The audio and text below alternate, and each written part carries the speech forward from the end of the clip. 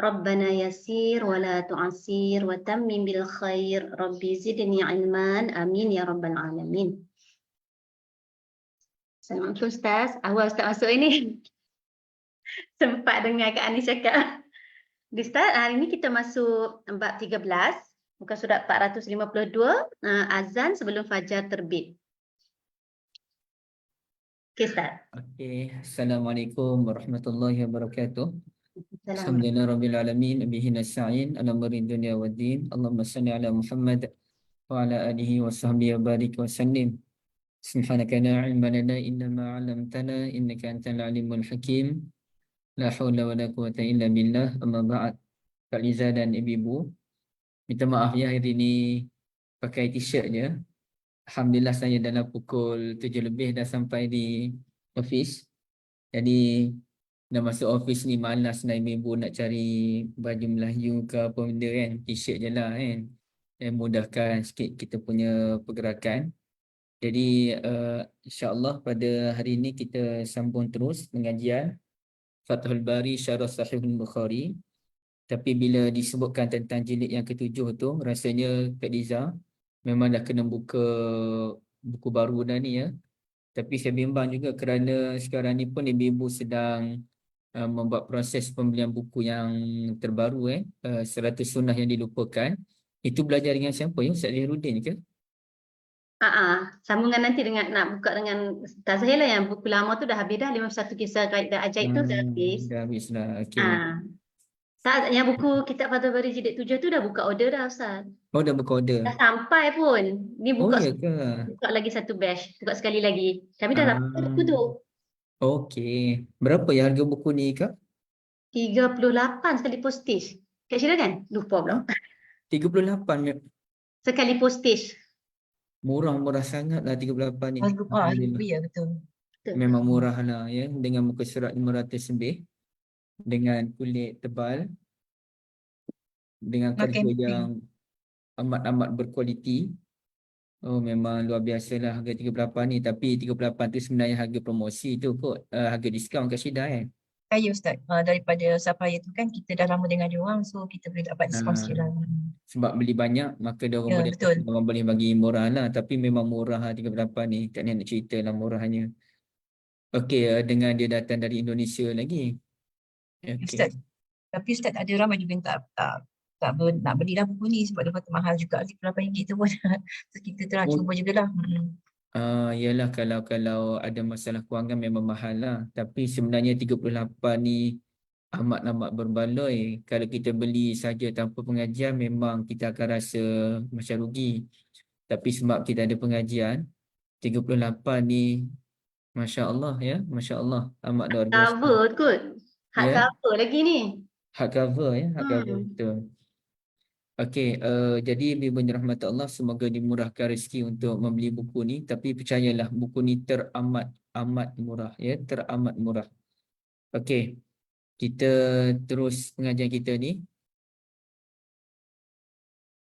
Babul azan qabla al-fajri kan, muka surat 452. Babul azan qabla al-fajri, bab azan sebelum subuh. Dan hadis ini sebenarnya hadis ini dan juga hadis yang akan datang, dia punya perbahasan dia agak panjang.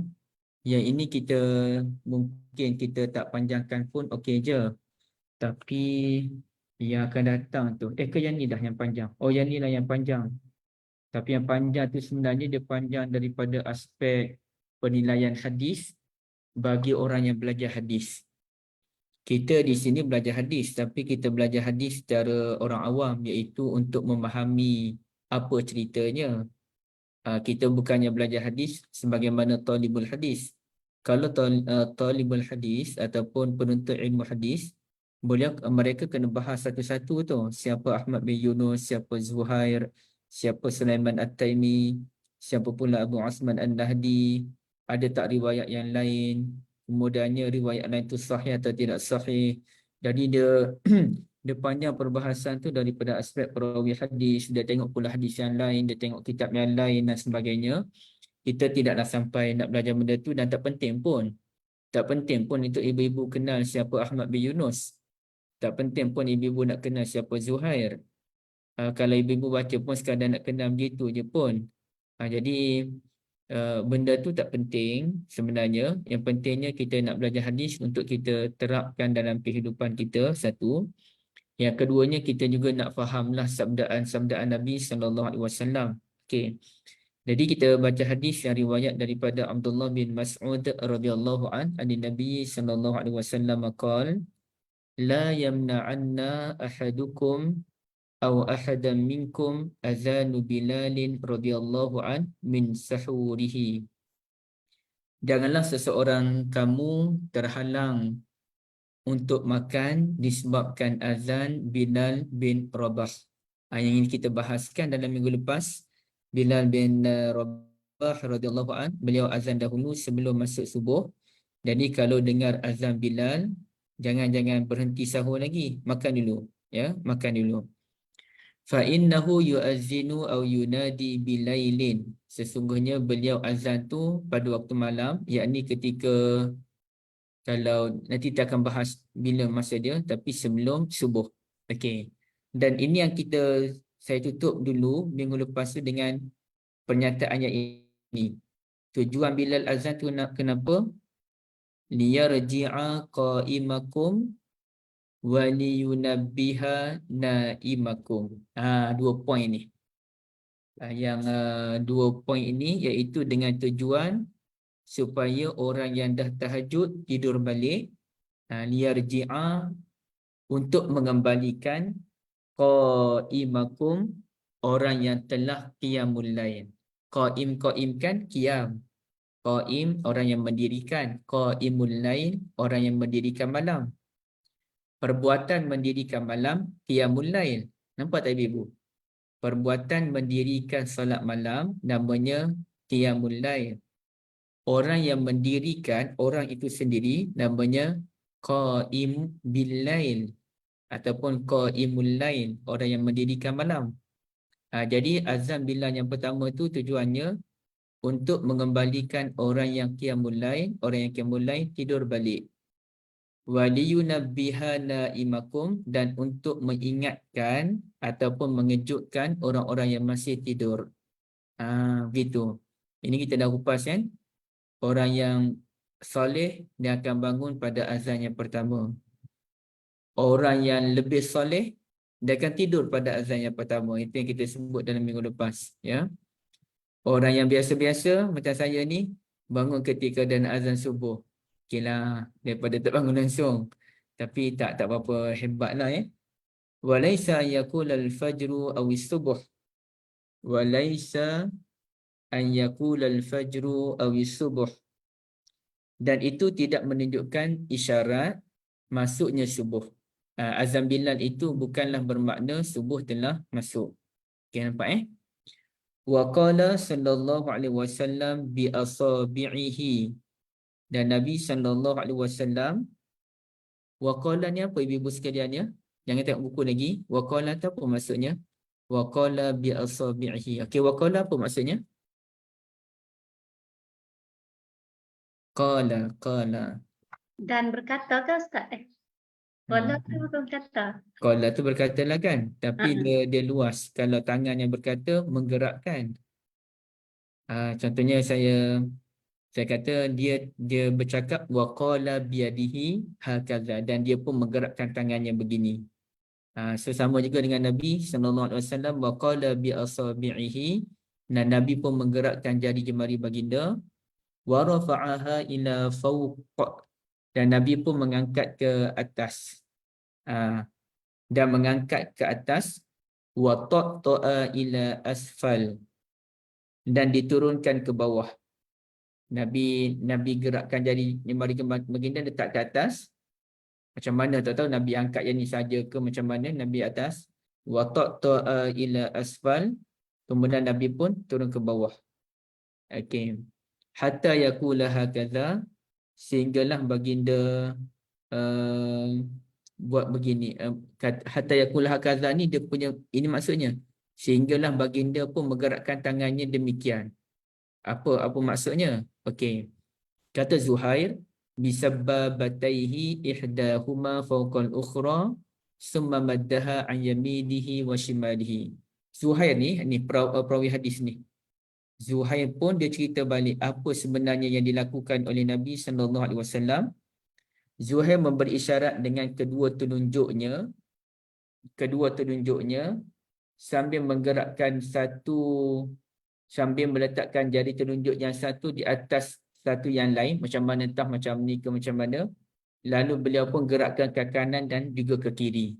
Entahlah macam mana yang Zuhair buat tu, tapi maknanya digabungkan kemudian digerakkan ke kiri. Jadi nak faham apalah yang dilakukan oleh Nabi SAW sebenarnya, yang gerakkan tangan jari baginda tu, ada ke disebutkan dalam ulasan ni? Saya tak perasan lah ibu-ibu sekalian. Ada ke tak ada sebenarnya? Okey, ada. Dalam muka surat 459 ya. Dia sebenarnya dia nak kata apa tu? Yang buat macam ni. Yang gerak kanan kiri ni. Itu isyarat kepada fajar, subuh. Okey, nanti kita tengok ya. Dia nak isyarat kepada fajar, cahaya fajar di waktu subuh. Okey. Jadi itu hadis yang pertama. Hadis yang kedua tu saya tak perlu baca kerana ceritanya sama je. Bilal azan pada waktu malam. Ya. Okey, baik. Ibu-ibu dan rahmat Allah sekalian. Jadi kita nak tengok beberapa perkara di sini. Pertamanya, okey, hadis tadi mungkin ada yang tak faham menyeluruh lagi. Tapi tak apa, kita tengok satu-satu.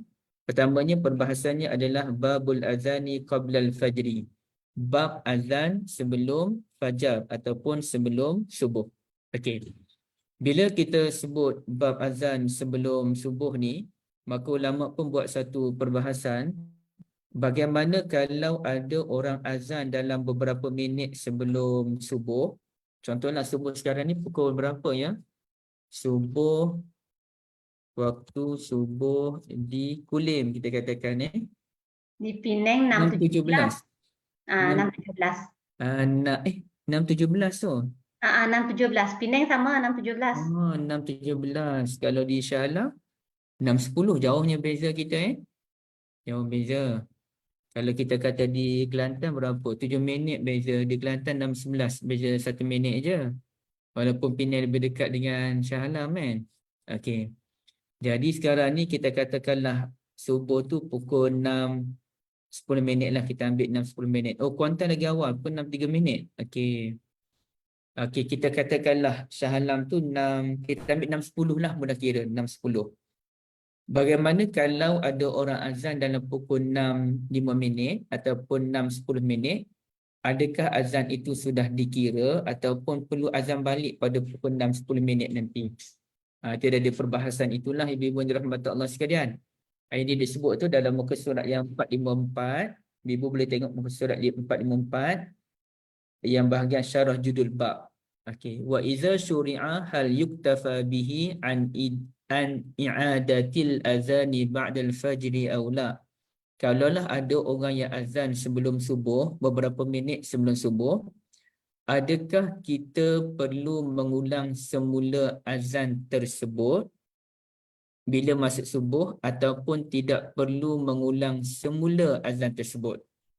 Kalau dah azan tu nak kena azan balik ke? Contohnya ada muazzin dia tersilap, alamak saya azan awal lah, macam mana nak buat ni kan? Kena azan balik ke ataupun dah kira cukup dah? Maka di sini ada dua pendapat ulama. Pendapat yang pertama, wa ila masyru'iyyatihi mutlaqan zahabal jumhur. Jumhur ulama menyatakan kena azan baliklah sebab azan yang tadi tu belum masuk subuh lagi. Ibu-ibu jumpa ke? Jumpa Ustaz. Ini perenggan kedua. Perenggan kedua. Kenapa dia kata macam tu ya? Wa ila jumhur ulama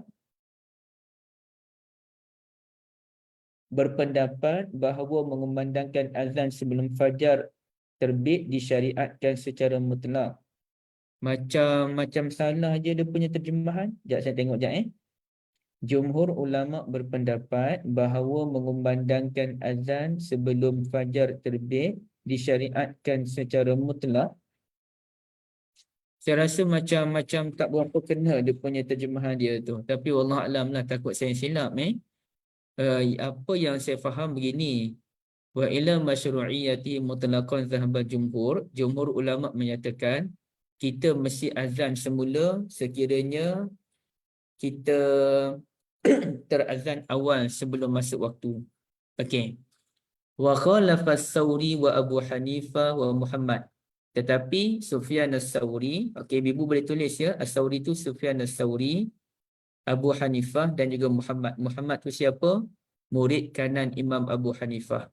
Okey, buat catatan ada buku masing-masing, namanya Muhammad Asy-Syaibani. Muhammad Asy-Syaibani. Okey, Sufyan as-Sauri, Imam Abu Hanifah dan Imam Muhammad Asy-Syaibani. Beliau juga digelar imam ya. Wa ila liktifa'i mutlaqan zahaba Malikun wa Syafi'iyyu wa Ahmadu wa ashabuhum. Jadi mereka menyalahi wa khalafa as-Sauri wa Abu Hanifah wa Muhammad, menyalahi jumhur, dan Imam Malik, Imam Syafi'i, Imam Ahmad dan murid-murid Imam Ahmad pun kata cukup dah ya. Itu kita dapat tengok Sementara Imam Malik, Asy-Syafi'i, murid-murid mereka berpendapat bahawa azan sebelum subuh sudah cukup secara mutlak, yakni tidak perlu diulang balik azan tersebut. Kalau Sufyan as-Sauri, Abu Hanifah dan Muhammad, mereka mungkin kata nak azan pun tak apa, tak nak azan pun tak apa. Tapi kalau Imam Malik, Imam Syafi'i, Imam Ahmad rahimahumullah kata cukup dah. Azan yang pertama tu walaupun belum masuk subuh sudah dikira. Tak apa dah. Tak perlu azan kali kedua. Okey. Wa khalafa Ibn Khuzaimah wa Ibn Munzir wa ta'ifatun min ahli al-hadis. Tetapi pendapat Imam Malik, Imam Syafi'i, Imam Ahmad ni disanggah oleh Ibn Khuzaimah, Ibn Munzir, kedua-duanya ulama hadis ya, dan ulama mazhab Syafi'i.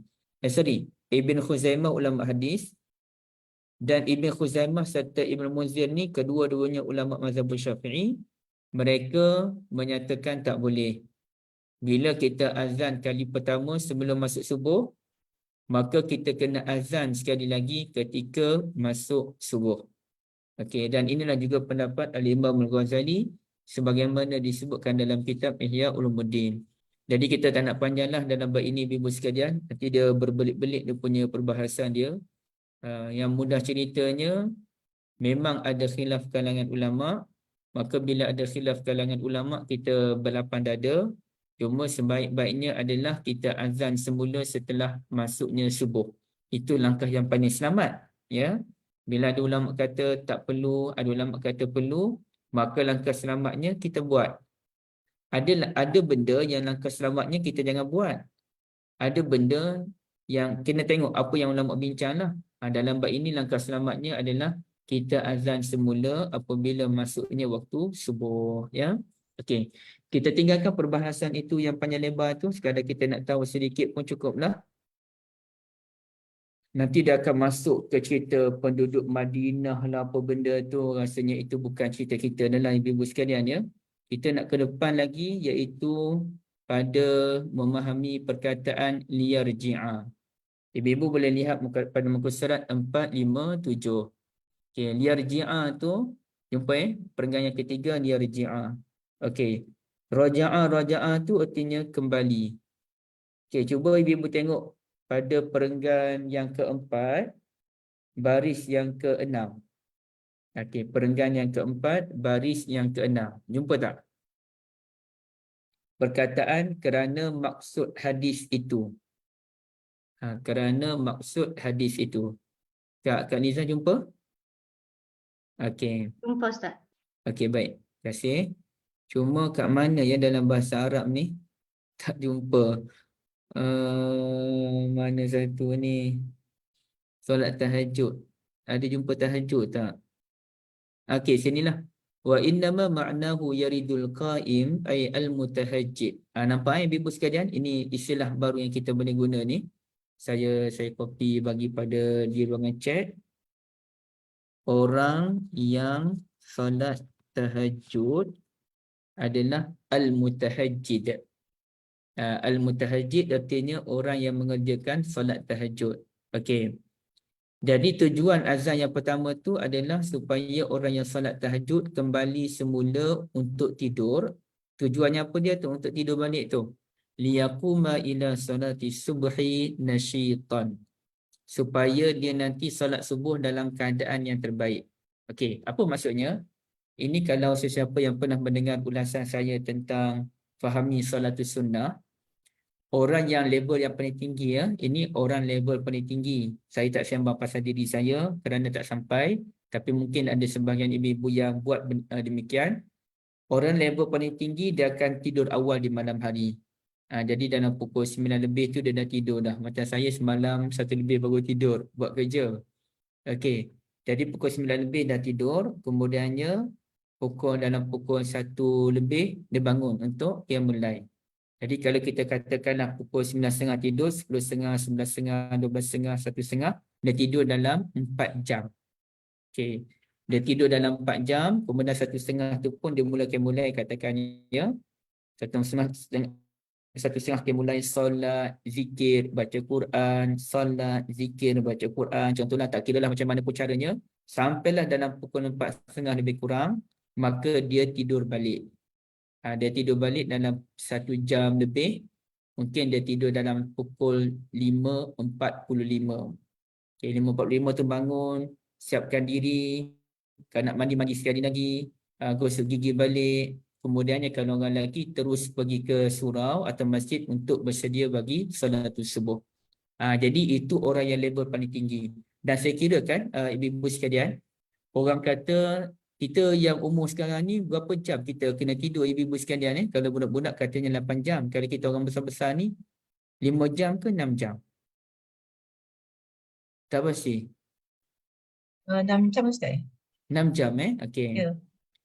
Kalau kita kata tidur 6 jam, kasih banyak Syah. 6 jam Kalau kita kata nak tidur pukul 9 yang ataupun minimum 4 jam. Kita kata 9.30 tadi. 10.30, 11.30, 12.30, 1.30 kan 4 jam. Okey. Kita katakanlah pukul 4.30 ke 5.30 lah kita tidur sejam. 5.30 tu kita nak bangun dah. 4.30 ke 5.30 1 jam. Okey, sebab bangun tu nak bersahur apa benda kan. Okey, 5 jam dah tidur. Dan campur lagi tidur sebelum zuhur dalam setengah jam ataupun 1 jam. Jadi kalau orang yang qiyamul lail dia kuat tu, dia mungkin zuhur tu dia penat sikit lah. Dia pun tidur lagi dalam 1 jam. Jadi lebih kurang dalam 5 ke 6 jam juga dia tidur satu hari. Bukanlah bermakna kita qiyamul lail kuat tu, artinya kita dah kurang tidur dan artinya kualiti kerja kita akan kurang. Tak. Tidur tetap sekitar dalam 5-6 jam. Cuma ceritanya pengurusan tidur. Dan tidur yang demikianlah yang dianggap sebagai tidur dalam ibadah. Ya, tidur dalam ibadah. Okey, baik. Dan ibu-ibu dirahmati Allah sekalian, kerana dalam agama kita ni, mana yang paling penting? Adakah kita nak jaga kualiti dalam salat tahajud ataupun kita jaga kualiti dalam salatul subuh? Maka kualiti yang paling penting adalah salat subuh. Okey. Dan sebahagian ulama dia tengok daripada aspek yang lain. Satu yang kita tengok tadi adalah daripada aspek liyaquma ila salati subhi nasyitan, supaya kita bangun salatul subuh tu dalam keadaan yang cerdas, dalam keadaan yang berdaya. Ada juga ulama yang menyatakan supaya bila kita tidur tu dalam sejam lebih, sejam setengah kita tidur tu, bangun-bangun pergi salat subuh cerdas tu orang pun tengok. Cerdas bukan main lagi Anis hari ni. Tak nampak gaya orang qiyamul lail semalam. Jadi di situ menunjukkan kita ikhlas dalam qiyamul lail dan kita tidak menunjukkan watak kita qiyamul lail semalam. Yang mana kadang-kadang bila saya pergi kuliah subuh tu, saya tengok ada orang tertidur kan. Alamak, kenapalah haji ni tidur je kan. Yang tidur masa kuliah subuh ni dia ada 2 kategori ibu-ibu sekalian. Satu kerana dia kuat qiyamul lail semalam, ya. Yang kedua, dia tidur lambat. Ada 3 kategori Orang kuat qiyamul lail semalam. Yang kedua, orang yang tidur lambat walaupun dia tidak qiyamul lail. Yang ketiga, yang penat-penat tu cerita lain lah. Orang yang tidak ada daya tahan dalam bab pengajian ilmu. Macam ibu ni daya tahan tinggi ni. Kalau kuliah 5 jam pun tak tidur ni nak mengajar. Sebab ialah ibu-ibu kadang-kadang tu pagi, bawa ke duha, bawa ke tengah hari, petang lagi. Saya pun pening. Ni robot ke manusia ni? Kan ada masa rehat juga lah. Janganlah terlalu over menuntut ilmu. Sebab ada satu kita tak boleh terlalu gairah menuntut ilmu. Dan kita kena menuntut ilmu, kita kena relax. Kecuali kita nak membaca buku, tak apalah, kita gairah membaca buku. Tapi dalam bab menuntut ilmu begini ni, kena dia tak boleh berterusan. Dia kena ada masa kita relax supaya kita dapat hadam ilmu yang ada tersebut. Okey. Jadi ibu dan rahmat Allah sekalian, kembali pada yang tadi, jadi tujuan tidur balik tu supaya kita dapat bangun untuk salatul subuh dengan cerdas. Okey. Au yakuna lahu hajatun illa siyami fayatasahhar. Ataupun kalau kita ada hajat nak bersuhur, maka kita pun nak puasa, kita pun bangun untuk bersuhur.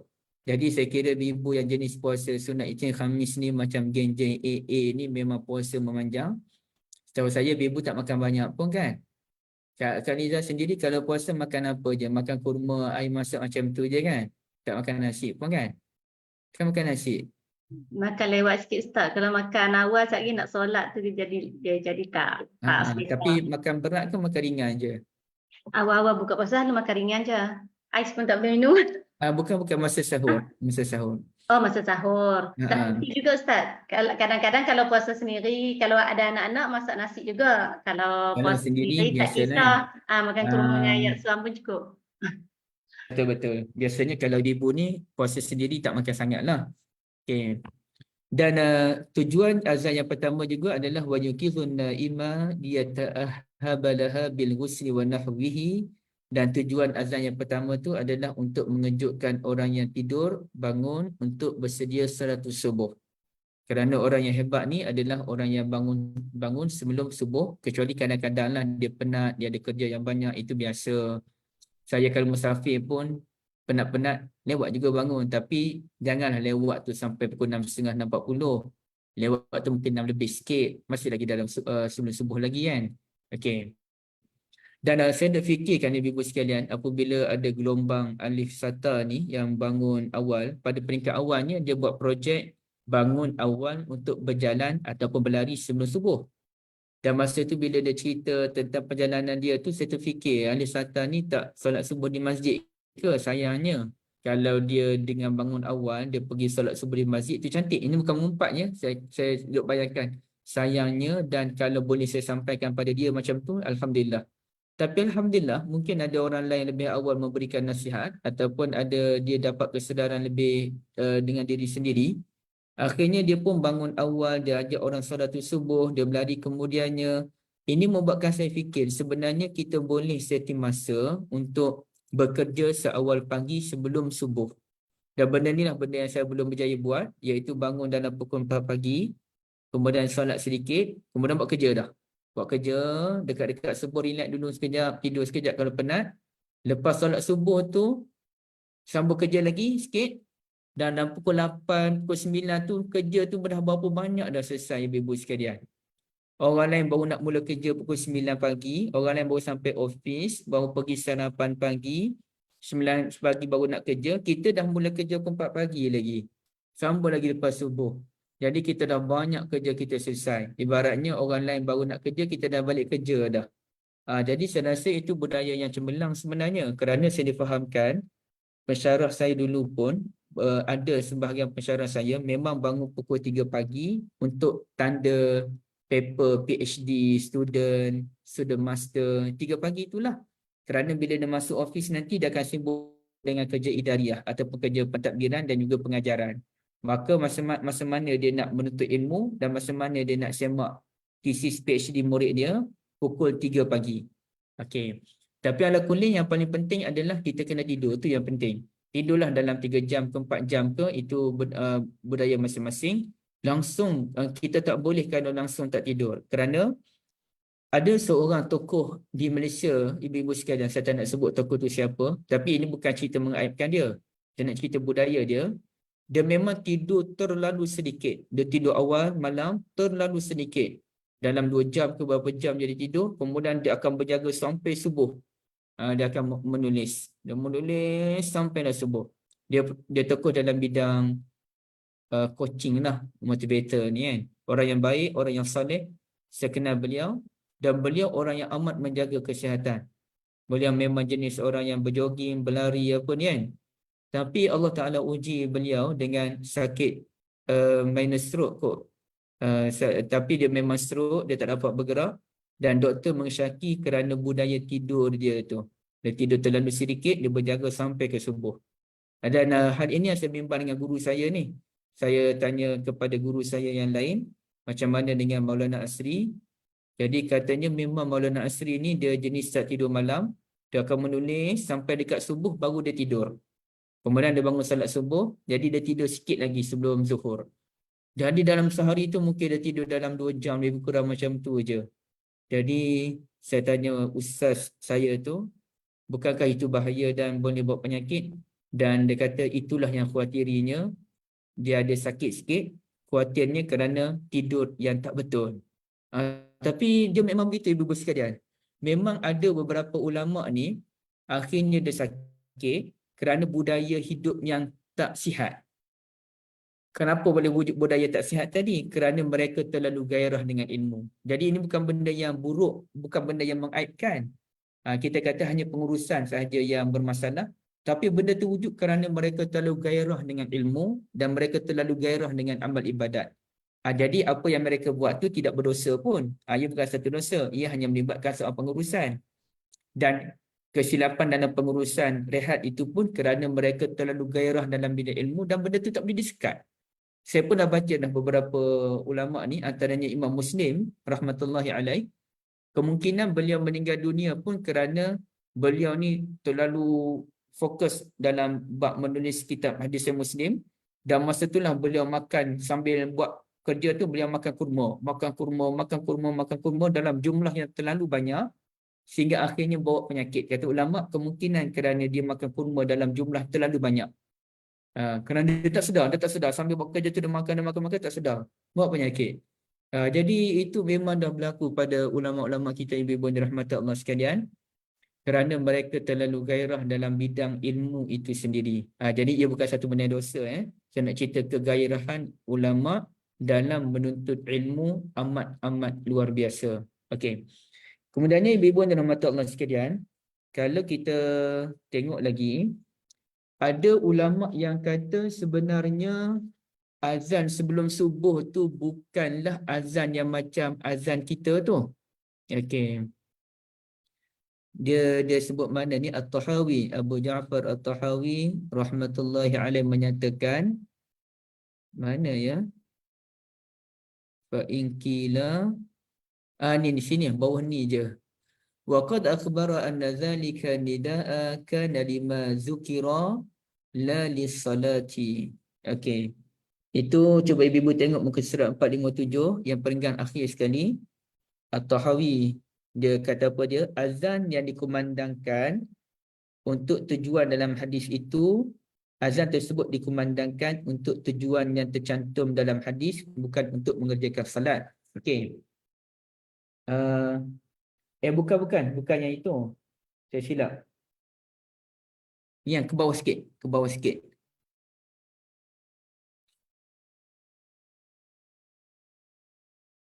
Mana ni? Alamak.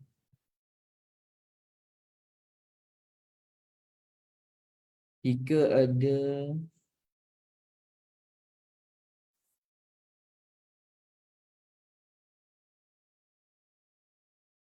bukanlah ibu, saya tertukar dengan yang ke depan lagi. Okey. Itu dah selesai dah. Isu-isu At-Tahawi tadi kita boleh lupakan. Okey. Rasanya sampai di sini saja dia punya point dia. Cuma kita nak tengok sikit apa yang disebutkan oleh Nabi SAW tadi dengan pergerakan jari baginda. Itu ibu-ibu tengok pada muka surat 459. Okey. 459. Perkataan waqala Zuhairun. Jumpa waqala Zuhair. Wa ka'annahu jama'a baina isba'ahi thumma farraqahuma liyahkiya sifatal fajri shadiq. Nampak tak?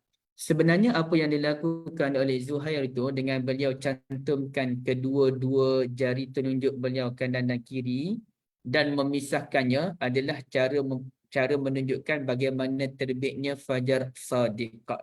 Okey. Sebab fajar kazib ni dia macam mana cara nak cam beza antara fajar kazib dengan shadiq ibu-ibu sekalian? Ingat tak? yang saya ajar formula dia minggu lepas.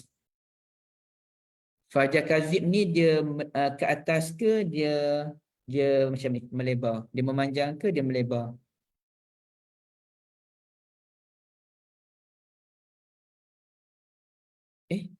Internet problem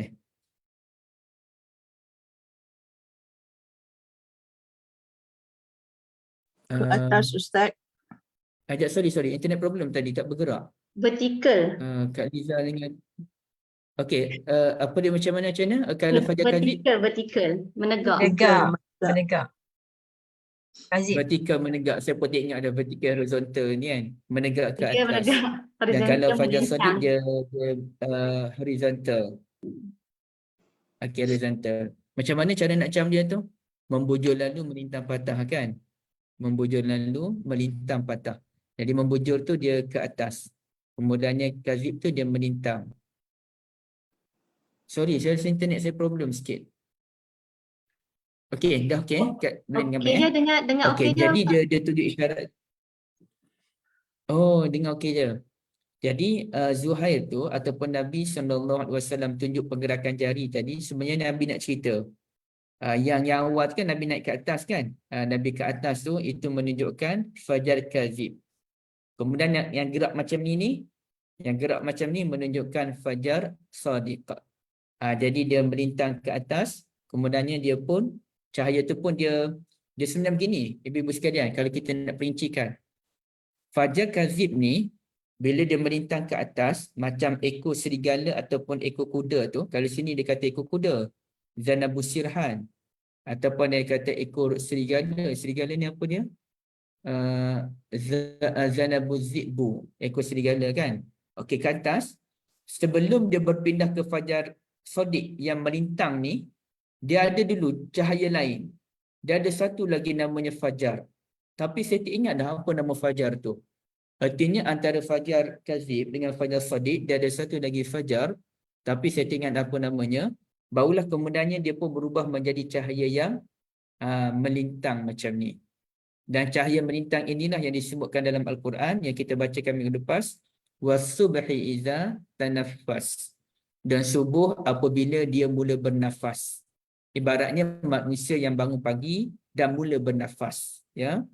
Dan apabila cahaya tu dia makin terang, sekitar dalam pukul 6.30, 6.40, dan itulah waktu terbaik menunaikan salatul subuh menurut mazhab Hanafi. Mungkin dalam pukul 6.45, mungkin lebih daripada 6.45, subuh itu dinamakan sebagai wasubhi iza asfar. Dan apabila subuh telah menjadi terang benderang. Okey, boleh ibu? Okey, baik. Kemudian kita ke depan lagi. Dia sini ni macam mana saya nak cari ya.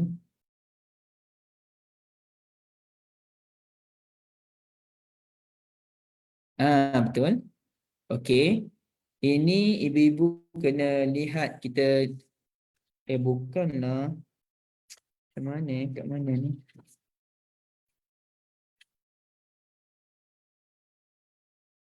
Betul lah.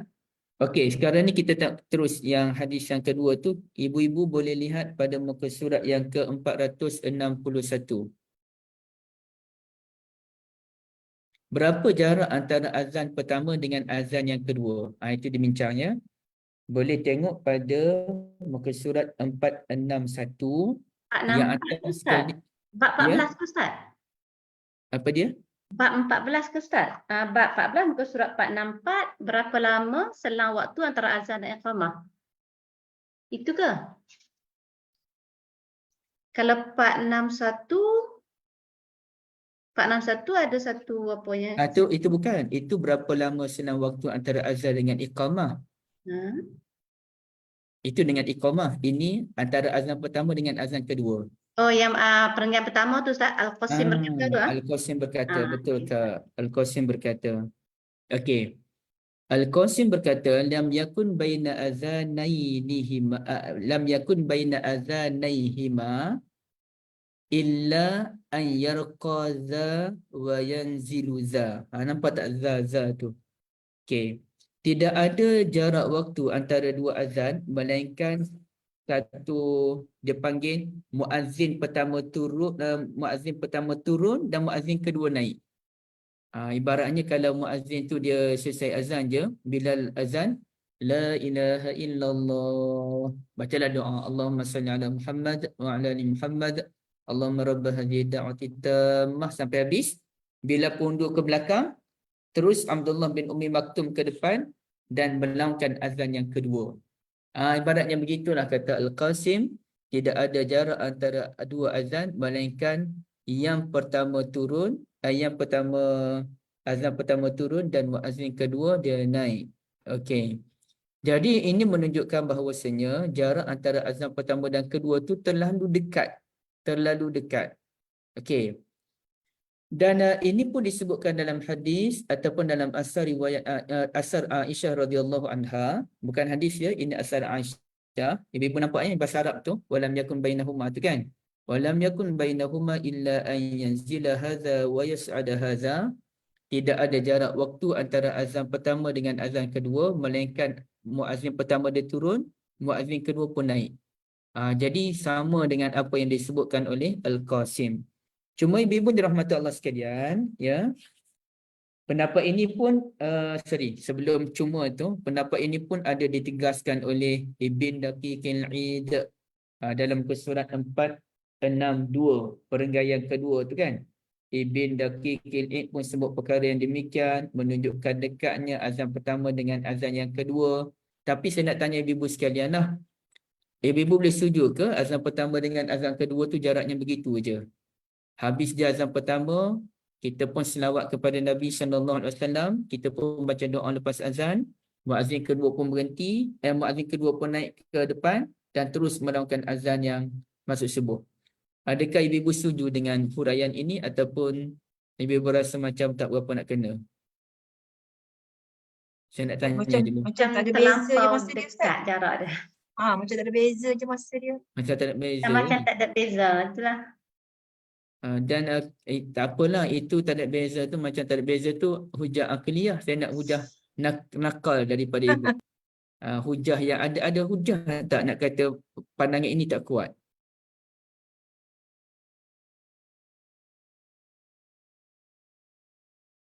Ada tak siapa yang boleh hurai? Tak kuat Ustaz sebab lepas azan pertama tu boleh makan.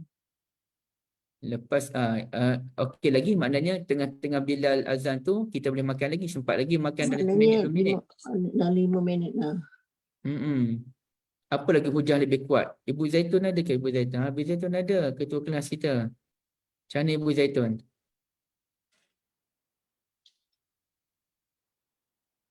Cuba ingat balik hadis-hadis yang kita belajar untuk Itu berakli. yang apa? Kuliah minggu lepas.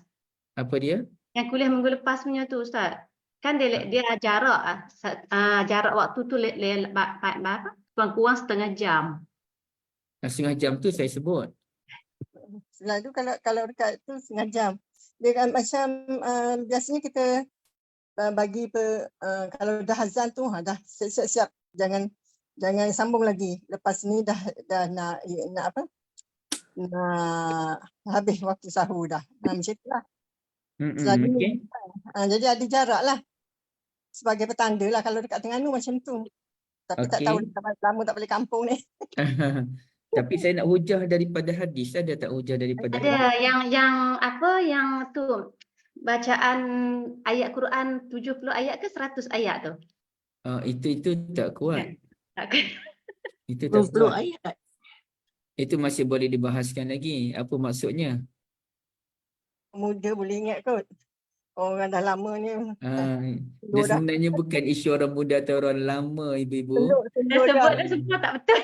Isunya ibu-ibu tak perasan apa yang kita belajar hari ini. Okey, kita kena kembali kepada apakah tujuan azan yang pertama, ibu-ibu? Tujuan azan pertama tu apa dia? Untuk orang tujuan pertama tu untuk orang yang rajin solat tu tidur semula selepas tu. Yes. Agak-agaknya sempat tidur tak, Kak? Tak sempat lah sempat kalau lah. jarak tu pendek sangat tak sempat lah nak tidur. Baru dia habis azan pertama, nak tidur, dah azan kedua dah. Nak kena bangun jawab azan lagi. Jadi tak logik lah untuk kita katakan langsung tidak ada jarak antara azan pertama dengan azan yang kedua. Dan pendapat daripada Al-Qasim tadi maknanya boleh dipertikaikan. Dan betul tak betul apa yang diriwayatkan oleh Ummul Mukminin Aisyah radhiyallahu anha pun masih boleh dibahaskan betul tak betul. Kerana nak tak nak, tak kiralah mana-mana pandangan ulama sekalipun, kalau wujud tidak boleh menandingi apa yang ada dalam hadis Nabi SAW, bahawasanya tujuan azan yang pertama adalah untuk menidurkan, supaya orang yang dah qiyamul lail lama ni tidur semula, dan orang yang baru orang yang tidur bangun, dan bangun tu sempat tak sempat tu nak kena mandi lagi, nak kena buang air kecil lagi, nak kena gosok gigi lagi, nak kena berwuduk lagi baru pergi ke masjid. Jadi sempat tak sempat tu nak solat tu kalau macam tu kan. Jadi yang betulnya adalah ada jarak yang lama antara azan pertama dengan azan yang kedua. Kalau di Mekah jaraknya adalah 1 jam kerana malamnya pendek. Malamnya tak sepanjang malam di Malaysia. Kalau di Malaysia, kalau kita nak praktik, maka cara yang terbaik memang 1 jam setengah. Ibaratnya sekarang ni dalam pukul 4.45 tu dah mula azan yang pertama. Itu yang paling ideal. Tapi kalau tak mampu yang tu, pukul 5.30 pun okey lah. Rasanya di tempat saya ni saya biasa dengar azan yang pertama. Tapi sebab rumah saya ni jauh daripada surau, dia sayup-sayup. Tapi saya pernah dengar lah sayup-sayup tu orang azan beberapa puluh minit sebelum subuh. Dalam 5.30 macam tu lah saya biasa dengar. Ya. Okey, baik. Jadi dalam bab ini ulasan yang terbaik adalah ulasan daripada Al-Imam Nawawi rahmatullahi alaih. Okey. Mana Imam Nawawi sebut, ibu-ibu boleh tengok pada muka surat 462 tu yang bawah sekali tu kan. An-Nawawi. Okey, An-Nawawi. Tapi mana ni kat sini ni? Tak puas hati tak jumpa kat sini. Mana Nawawi? Siapa jumpa Nawawi kat mana? Payah-payah, taib je lah.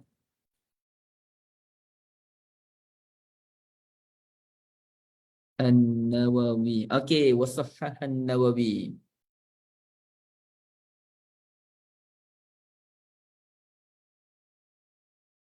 Imam Nawawi menyatakan bahawa permulaan azan yang pertama tu adalah pertengahan malam yang kedua. Alamak, macam mana ni nak kira pertengahan malam yang kedua ni ibu sekalian ya? Pertengahan malam yang kedua. Bilakah pertengahan malam yang kedua tu? Adalah sejak separuh kedua terakhir setelah tengah malam. Setelah tengah malam. Jadi tengah malam tu bila? Kita katakanlah malam bermula pukul 9 malam sampailah pukul 6 pagi. Jadi separuh malam bila ibu-ibu sekalian? Pukul berapa? 2/3 malam, betul Kak? Bila 2/3 malam tu? Okey, kita kira sini dulu. Kita kira tengah malam. Tengah malam pukul berapa ibu-ibu? 1:30. Okey, 1:30. Okey. 1:30 nak bawa ke pukul 6 tu. Setengahnya. Pukul berapa? Setengah tu. Okey, jom kira. 2:30, 3:30.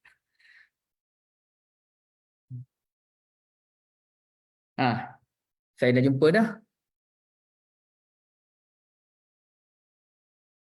Sekitar pukul 4 lah kan. Sekitar pukul 4 lah lebih kurang. 1:30 sampai ke 6 tu kan. 2:30, 3:30, 4:30, 5:30. 4 jam setengah, 2 jam lebih, 2:30, 3:30, sekitar pukul 4 lah, sekitar pukul 4. Bagi Imam Nawawi, dia bermula azan yang pertama tu adalah separuh malam yang kedua. Okay, malam yang pertama sampai pukul 1:30. Okay, 1:30 nak sampai pukul 6 tu separuh dia dalam pukul 4. Tapi kalau kita sini ni kita dalam pukul 4:30 lah. Kalau di Saudi, dalam sejam lebih awal ke sejam setengah lebih awal ni, ibu ingat tak? Sejam lebih awal ke sejam setengah lebih awal? Lebih kurang macam tu lah kan? Okey, itu kata Imam Nawawi. Jadi logik lah.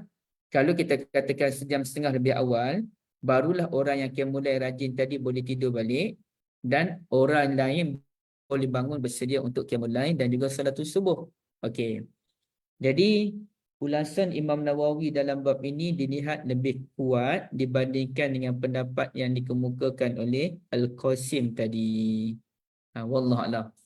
Kemudiannya adalah pandangan At-Tahawi yang agak pelik itu yang kita tak perlulah kita nak sembang di sini ibu sekalian. Sebelum tu saya nak ambil masa untuk charge laptop sekejap. Sekejap je.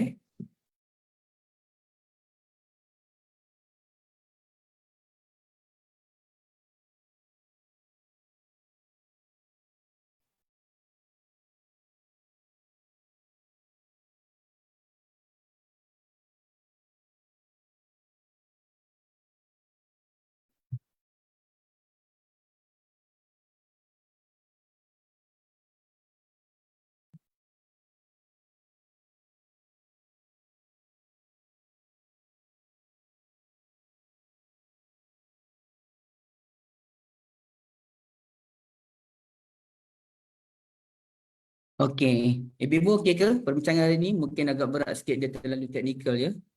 Tapi so far okey kan? Kak Liza okey Kak Liza? Okey, Ustaz. Okey. Ada soalan dulu ke sebelum masuk bab yang baru? Ustaz, okey, kalau dah macamnya hadis dia, untuk kita ada sesi khas, contohnya ada hadis khas untuk orang-orang yang ada bertinggi dah dalam dia mendirikan solat malam kan, tahajud, qiyam semalam. Tetapi kan ada maksudnya kalau ada hadis daripada Nabi yang mengatakan salah satunya Allah turun pada langit, pada Langit tu. 1/3 malam yang ke langit dunia untuk untuk melakukan doa-doa hamba-hamba dia. Lepas tu ada juga hadis dan juga ayat-ayat Quran mengatakan pada hujung-hujung malam tu Allah beri pengampunan kan, macam kita beristighfar atau subuh semua tu kan. So ada maksudnya ada kontradik, ada maksudnya kelebihan sekian untuk orang sekian, kelebihan hadis sekian untuk orang sekian. Maksudnya kalau kata orang tu tidur pada waktu sebelum subuh tu, maknanya dia terlepas lah fadilat dijanjikan dalam hadis-hadis tersebut kan Ustaz. So macam mana kita nak ambil, kita nak ambil hadis-hadis tu sebagai yang kata, mungkin kita tak boleh nak buat semua-semua lah kan, tapi ada juga yang Allah pilih orang-orang yang boleh bangun awal untuk jadi orang yang lebih tinggi. Tapi macam daripada kami ni mungkin hujung-hujung malam tu kita hujung-hujung dekat subuh tu kita bangun lah, kita ambil manfaat untuk macam istighfar waktu subuh, betul berdoa, kan baca Quran kan sebelum subuh, kan ada fadilat daripada hadis-hadis ni Ustaz. So macam mana Ustaz kalau kita nak berdamai dengan, maksudnya kita nak terima lah antara hadis-hadis sekian. Dua-dua maklumat tu masuk kat Syida. Ada ayat Quran, ada hadis yang kata dekat subuh kan. Ya. Tiba-tiba saya dok katanya 4:30 tu kena tidur berdasarkan hadis juga. Jadi kita nak tak nak kita kena faham macam ni. Saya dulu pun faham macam tu lah Kak Syida. Kita faham yang paling power adalah 1/3 malam yang terakhir. Maka bila kita sebut 1/3 malam yang terakhir, ia bermaksud dekat subuh lah. Dalam pukul 5 ke pukul 6, 4:30 sampai pukul 6, itulah waktu yang terbaik. Jadi orang bangun pukul 4:30 tu mulai sampai subuh, itu doa yang paling diberkati. Okey, itu yang kita faham sebab ia 1/3 malam yang terakhir. Tapi sebenarnya untuk kalau kita tengok dalam Al-Quranul Karim, okey, Al-Quran dia sebut secara umum, wasabbih bihamdi rabbika qabla tulu'i syamsi. Okey, sorry. Ni wa minal laili fasabbihu wa idbarus sujud ataupun wa idbarun nujum. Itu dalam surah An-Najmu, Al-Qamaru. Okey, tengok An-Najmu bukan An-Najmu. Dia surah At-Tur. At-Tur mana At-Tur? Al-Hujurat, Qaf, Az-Zariyatut Tur. At-Tur, An-Najmu. Okey, sekejap tengok bukan surah An-Najmu sebenarnya, surah At-Tur. Okey, surah At-Tur, wa minal laili fasabbihu wa idbarun nujum. Dan sebahagian daripada malam kita kena bertasbih kepada Allah Azza wa Jal, yakni solat sunat, wa idbarun nujum, dan ketika bintang-bintang mula beredar. Jadi bintang mula beredar tu bila? Pukul berapa sebenarnya? Okey, tisu dia kan. Ataupun yang akak sebut tadi, dia rujuk kepada suratul Zariyat antaranya. Kata Allah Azza wa Jal, mana ni? Okey. Kanu qalilan minal laili ma yahja'un. Orang-orang yang tinggi level ni, mereka malam tu tidur sedikit, wabil ashari hum yastaghfirun, dan pada waktu ashar mereka sentiasa memohon keampunan kepada Allah Azza wa Jalla. Jadi kita faham waktu ashar ni waktu kita bersuhur lah, pukul 5 lebih tu kan, 5:30 lah sekarang ni kita bersuhur. Okey. Kemudiannya kalau kita lihat lagi dalam surah Ali Imran, ada lagi lah ayat-ayat yang lain. Allah Ta'ala menceritakan tentang ciri orang yang level tinggi ni, antaranya wal mustaghfirina bil ashar, dan orang yang memohon ampunan pada waktu ashar. Okey. Jadi sebenarnya ayat Quran tu semuanya umum. Waktu ashar, waktu sahar tu sebenarnya bila waktu sahar tu? Memang pukul 5:30 ke? 5:30 tu waktu terbaik untuk makan. Kalau kita nak gabungkan hadis kan. Okey. Kata Nabi SAW, waktu terbaik bersuhur ni adalah waktu dekat-dekat subuh. Lewat kan? Berarti dekat-dekat subuh tu bukan waktu untuk berzikir dan berdoa dah. Dia sebelum tu waktu berzikir dan doa. Jadi bukanlah betul-betul dekat subuh waktu berzikir, kerana itu waktu makan bagi orang yang solat, orang yang nak puasa. Okey. Yang kemudiannya, apa erti 1/3 malam yang terakhir? Quran tak detailkan. Hadis tak terperincikan. Yang hadis kata Allah Ta'ala turun pada 1/3 malam akhir itu. Adakah 1/3 malam akhir itu memang yang terakhir 1/3 tu, ataupun apa maksudnya? Ini saya ada hurai tu dalam buku Fahami Salat Sunat, masanya secara details. Sebahagian daripada kita dah ikut kelas tu. Okey, tak apa, saya terangkan di sini pada ibu sekalian. Jom kita tengok buat kiraan masing-masing. Tapi macam mana saya nak buat kiraan ya? Lebih baik saya buat macam ni. Google. Okay, Google. Kosong sini kan. Saya nak kosong sebenarnya. Kita tiru cara Ustaz Zahirudin. Semalam baru nak jumpa Ustaz Zahirudin, tapi saya terlepas pula dia punya ni. Okey, sekarang ni maaf ya tak cantik.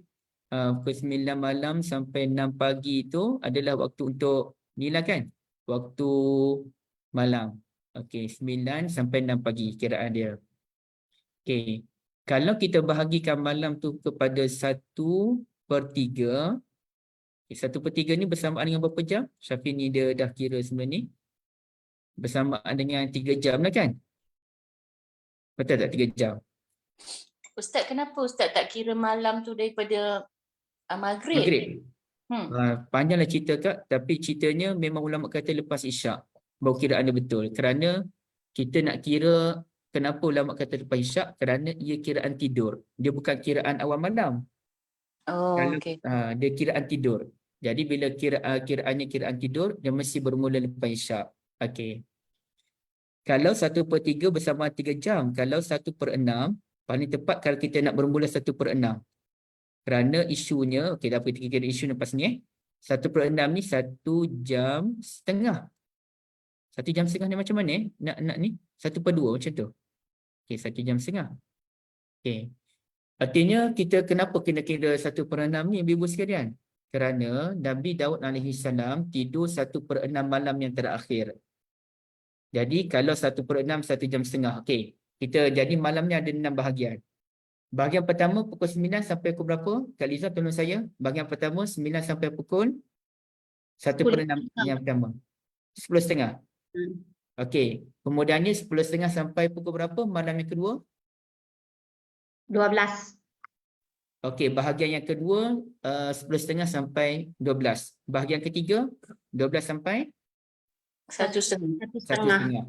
Bahagian keempat 1:30 sampai 3. 3. Okey, bahagian kelima 4:30. 3 sampai 4:30. bahagian keempat tadi berapa? 1:30 kan? 1:30 sampai pukul 3. Kalau bahagian kelima 3 sampai 4:30. Okey. Bahagian ke-6 4:30 sampai 6 Okey Kak Syida dan ibu-ibu sekalian, kita nak faham 1/3 tu apa maksudnya, nak tak nak kita kena faham dengan cara kiraan Nabi SAW. Nabi kata qiyamul lail terbaik adalah qiyamul lail Nabi Daud AS. Beliau tidur pada separuh malam yang pertama. Yang ni pukul 9 sampai 1:30 tidur. Ibaratnya waktu Malaysia waktu, jangan kira waktu Malaysia, kena kira waktu Nabi Daud lah. Tapi mudah waktu kita ni. Kita kena kira waktu kita. 9 sampai 1:30 tidur. Kemudian beliau pun mula qiyamul-lail 1/3 malam. 3 jam lah kan, 1/3 malam. 1:30 sampai pukul 4:30 tidur. Kemudian 1/6 malam terakhir, 4:30 sampai pukul 6, bagi dia tidur balik. Sebelum bangun untuk salatul subuh. Okey. Kata ulama dalam mengira 1/3 malam terakhir tu, ni, 1/3 malam terakhir tu bila sebenarnya? Kalau kira 1/3 malam tu 3 sampai pukul 6 lah kan? Betul tak? Kalau 4:30 sampai pukul 6, baru 1/6. Okey, betul? Kalau 1/3 malam terakhir, pukul 3 sampai pukul 6. Betul tak Kak Syida? Okey, cuba tengok dulu betul. Okey. Saya tanyalah, Okey. saya tanya. Kak Syida, Okey. 1/3 malam yang pertama, pukul 9 sampai pukul? 1/3. Okey, soalan saya ni. 1/3 malam yang Confused. 1/3 malam pertama, pukul 9 sampai pukul? 9 sampai 10:30. 1/3. 1/3. Pukul 12. Pukul 12. 12. 1/3 Okey. malam yang kedua, 12 sampai pukul 3. 3.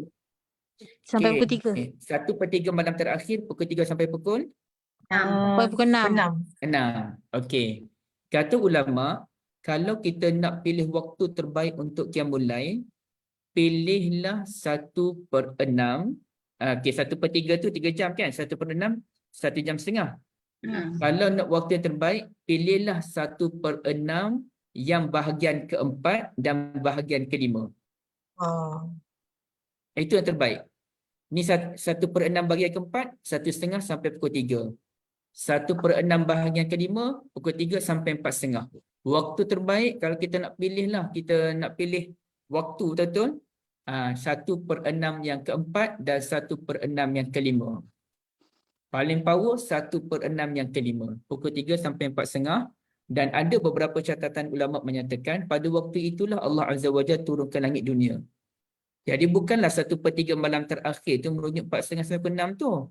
Kerana 1/3 tu dia bermula pukul 3 sampai pukul 6. Dan 3 ke 6 tu 3 sampai 4:30 tu yang betul-betul mujarab. Betul-betul kalau ada hajat yang besar tu, itulah waktu yang terbaik. Tapi saya sembang je lah, saya tak buat ibu sekalian. Jujurnya memang tak mampu nak buat. Tapi kalau mampu buat, luar biasa. Tapi sebenarnya Ustaz, kalau kita tidur pukul 9 ya, pengalaman sendiri lah, kalau tidur 9 tu, dia memang pukul 1:30, pukul 2 tu masih jaga. Memang tak boleh nak tidur. Memang terjaga. Tapi kalau kita layan dia tidur, kita macam bangun gitu, lepas tu kita ingat tak apalah, tak pukul 4:30 pun nak bangun kan, nak tidur balik lah. Dia memang lajak. Dia akan lajak jadi pukul 5. Dia maksud tu kalau kita tidur pukul 9 lah cerita dia. Memang pukul 1, pukul 2 tu memang akan jaga. Betul ke? Betul. Dengan umur kita sekarang kan? Tak memang masa tu memang fresh. Betul. Itu kalau bangun pukul 1, yang akak selalu problem dia, bila bangun pukul 2, pukul 1:30, dia tak boleh tidur sampai pukul 9. Pukul 9 sekejap dia tak boleh lah, tak boleh buka mata dah. Kalau dalam kelas nak belajar ni tak boleh dah. Drive pun tak boleh dah. Gitu. Sebab dia tak boleh tidur lah. Dia tak tidur rehat. Dia tak tidur waktu azan kedua tu dia kena rehat lah kot sebenarnya kan. Sepatutnya azan kedua tu kena rehat kan. Kita takut terlajak kan. Takut terlajak subuh. Betul. Dia kalau apa yang Kak Lina kata tu betul. Bila kita dah bangun pukul 1:30, kita layan tidur balik, memang payah dah. Tak akan jadi tidur lah sampai subuh. Dia sama juga dengan teori kalau tidur sebelum zuhur, kalau kita tidur dalam setengah jam ke sejam, memang kualiti tinggi. Tapi kita layan je, lajak lebih daripada 1 jam, memang tidur 2-3 jam pun rasa macam tak cukup. Tapi ibu tak ada isu benda ni, dia orang muda biasanya. Macam saya ni, kalau saya layan tidur lebih sejam je waktu zuhur, dah akan lajak lah, dah akan jadi penat. Tapi kalau kita tidur dalam setengah jam ataupun 1 jam, tidur tu rasanya tidur yang amat berkualiti. Betul lah kata orang tidur setengah jam sebelum zuhur ni bagaikan tidur 3 jam pada waktu malam. Dan saya biasa tidur lambat. Jadi bila saya tidur lambat pukul 12 lebih tidur, 1 lebih baru tidur buat kerja. Kita memang bangun pukul dalam pukul 5.30 ke 5 lebih kita bangun kan.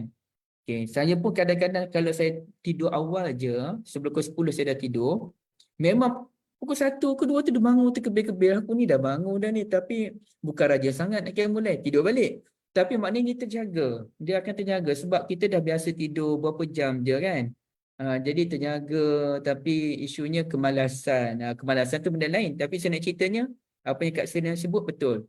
Kalau tidur awal, memang bangun awal. Dan kalau siapa yang rajin tu memang boleh betul-betul ambil manfaat masa dalam pukul 2, 3 sampai 4 tu untuk mulai buat kerja, lepas tu tidur balik sebelum subuh. Itu memang hebat lah dia punya kehidupan dia. Boleh respect lah orang macam ni, ya. Boleh respect. Ustaz, okey, Alhamdulillah. Itu pendapat jumhur ke ataupun segelintir ulama? Sebab okey, kita maksudnya daripada kita kecil sampai kita dah tua-tua macam ni, dah umur-umur dah kata dah sampai masa dah nak dalam hukum, tapi baru diberi kepahaman maknanya waktu akhir malam tu, maksudnya Allah turun pada waktu apa? Allah turun pada langit dunia pada waktu 1/3 malam tu, kiraannya sebenarnya dan yang lain juga kita beramal yang kita Saya kata faham. zikir sebelum subuh, istighfar sebelum subuh tu sekian kan, kita ingat lagi 20 minit sebelum subuh macam tu kita beramalkan. Tapi hari ni Ustaz, penjelasan Ustaz tu mengubah kita punya mindset, mengubah kita punya persepsi selama hari ni salah lah Ustaz. Maksudnya Dia gini Kak, kita kata macam ni. Kita kata kalau puasa cara Nabi Muhammad alaihi salam, hari apa puasa Nabi Muhammad? Isnin Khamis. Isnin Khamis kan. Tapi puasa terbaik yang dianjurkan oleh Nabi Muhammad sallallahu alaihi wasallam hari apa? Puasa Daud. Puasa Nabi Daud yang senang sehari kan? Ya. Okey. Adakah bila kita puasa Isnin Khamis, maka kita pun kita tidak menepati hadis sunnah Nabi? Tetap menepati. Sunnah Nabi yang paling tinggi ialah senang sehari. Tapi kalau tak mampu senang sehari, puasa Isnin Khamis. Kalau tak mampu Isnin Khamis, paling kurang dalam sebulan kita puasa 3 hari. Kalau tak mampu juga puasa 3 hari dalam sebulan, paling kurang jadilah macam saya ni kan. Puasa pada 9 Zulhijjah dan 10 Muharram. Jangan langsung tak puasa tu, kena adalah puasa sunat. Okey. Jadi, tapi peningkatan tu kena wujud. Maknanya kalau saya ni saya kena belajar dalam tahun baru ni, walaupun tahun baru tu tahun baru Syamsiah ke apa benda kita tak kisahlah. Jadi bila kita kena belajar, kenapa aku tak biasakan diri dengan puasa Isnin dan Khamis? Okey. Saya tak kata saya cuba, maknanya kita cuba belajar, ibu dah biasa dah. Okey, kita cuba belajar, kenapa tak puasa Isnin dan Khamis? Kemudiannya sampai satu level, kenapa aku tak cuba puasa selang sehari cara Nabi Daud? Ataupun kalaulah kita tinggalkan dulu isu puasa Isnin Khamis, kita tinggalkan dulu isu puasa Nabi Daud, kenapa aku tak try puasa 3 hari sebulan, 13, 14 dan 15? Okay. Kalau tak mampu 13, 14, 15, paling kurang 3 hari sebulan, tak kira lah. Sama ada 1 hari bulan, 11 hari bulan, 21 hari bulan. Boleh juga begitu. Ataupun 3 hari pertama, 1, 2, 3. Ataupun 3 hari terakhir, 27, 28, 29. Ramadan tahun ni sampai 29 kan? Okay. Ataupun 28, 29, 30. Jadi maknanya dia ada pilihan yang pelbagai. Maka kalau kita tengok kepada perbuatan sahabat Nabi, Ibn Umar radhiyallahu anhuma, memang dia ibadat sampai ke subuh Kak. Dia sampai subuh. Tapi kalau kita nak tanya, apakah amalan yang level yang paling tinggi, maka amalan level paling tinggi diiktiraf oleh Nabi SAW sendiri adalah amalan Nabi Daud alaihissalam. Sampai Nabi Muhammad pun kata azan pertama tu untuk menidurkan semula orang yang dah bangun qiyamul lail. Dan Ummul Mukminin Aisyah radhiyallahu anha menyatakan, saya kalau Nabi Muhammad tidur di rumah beliau, saya memang sentiasa mendapati Nabi akan tidur sebelum subuh. Subuhnya Nabi tidur. Kemudian barulah Nabi bangun, Nabi salat sunat subuh, lepas salat sunat subuh Nabi baring pula. Jadi baring tu bukan baring kerana mengantuk, tapi Nabi baring kerana apa hikmah pun yang ulama bincangkan, seperti memikirkan soal kematian ke, Nabi bertafakur ke, tak kisahlah yang itu. Okey, tapi ceritanya Nabi SAW tidur sebelum subuh. Jadi nak tak nak kita kena padankan amalan kita ni dengan apa yang disebutkan oleh Nabi dan syarahkan oleh ulama.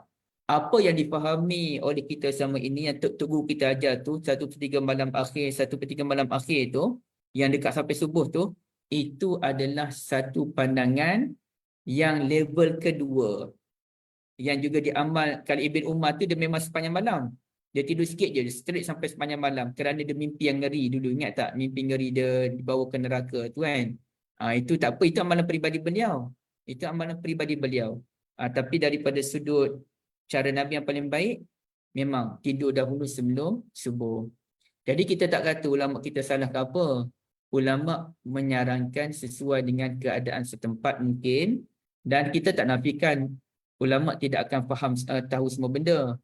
Dan mungkin lebih baik kita katakan begini, kita belajar tu tak berapa banyak lagi, kita belajar setakat tu je. Nah, kita tak pernah pun cuba mendalami apa erti 1/3 malam yang terakhir. Kita hanya tahu 1/3 malam terakhir tu je dan tak diberikan penjelasan lanjut.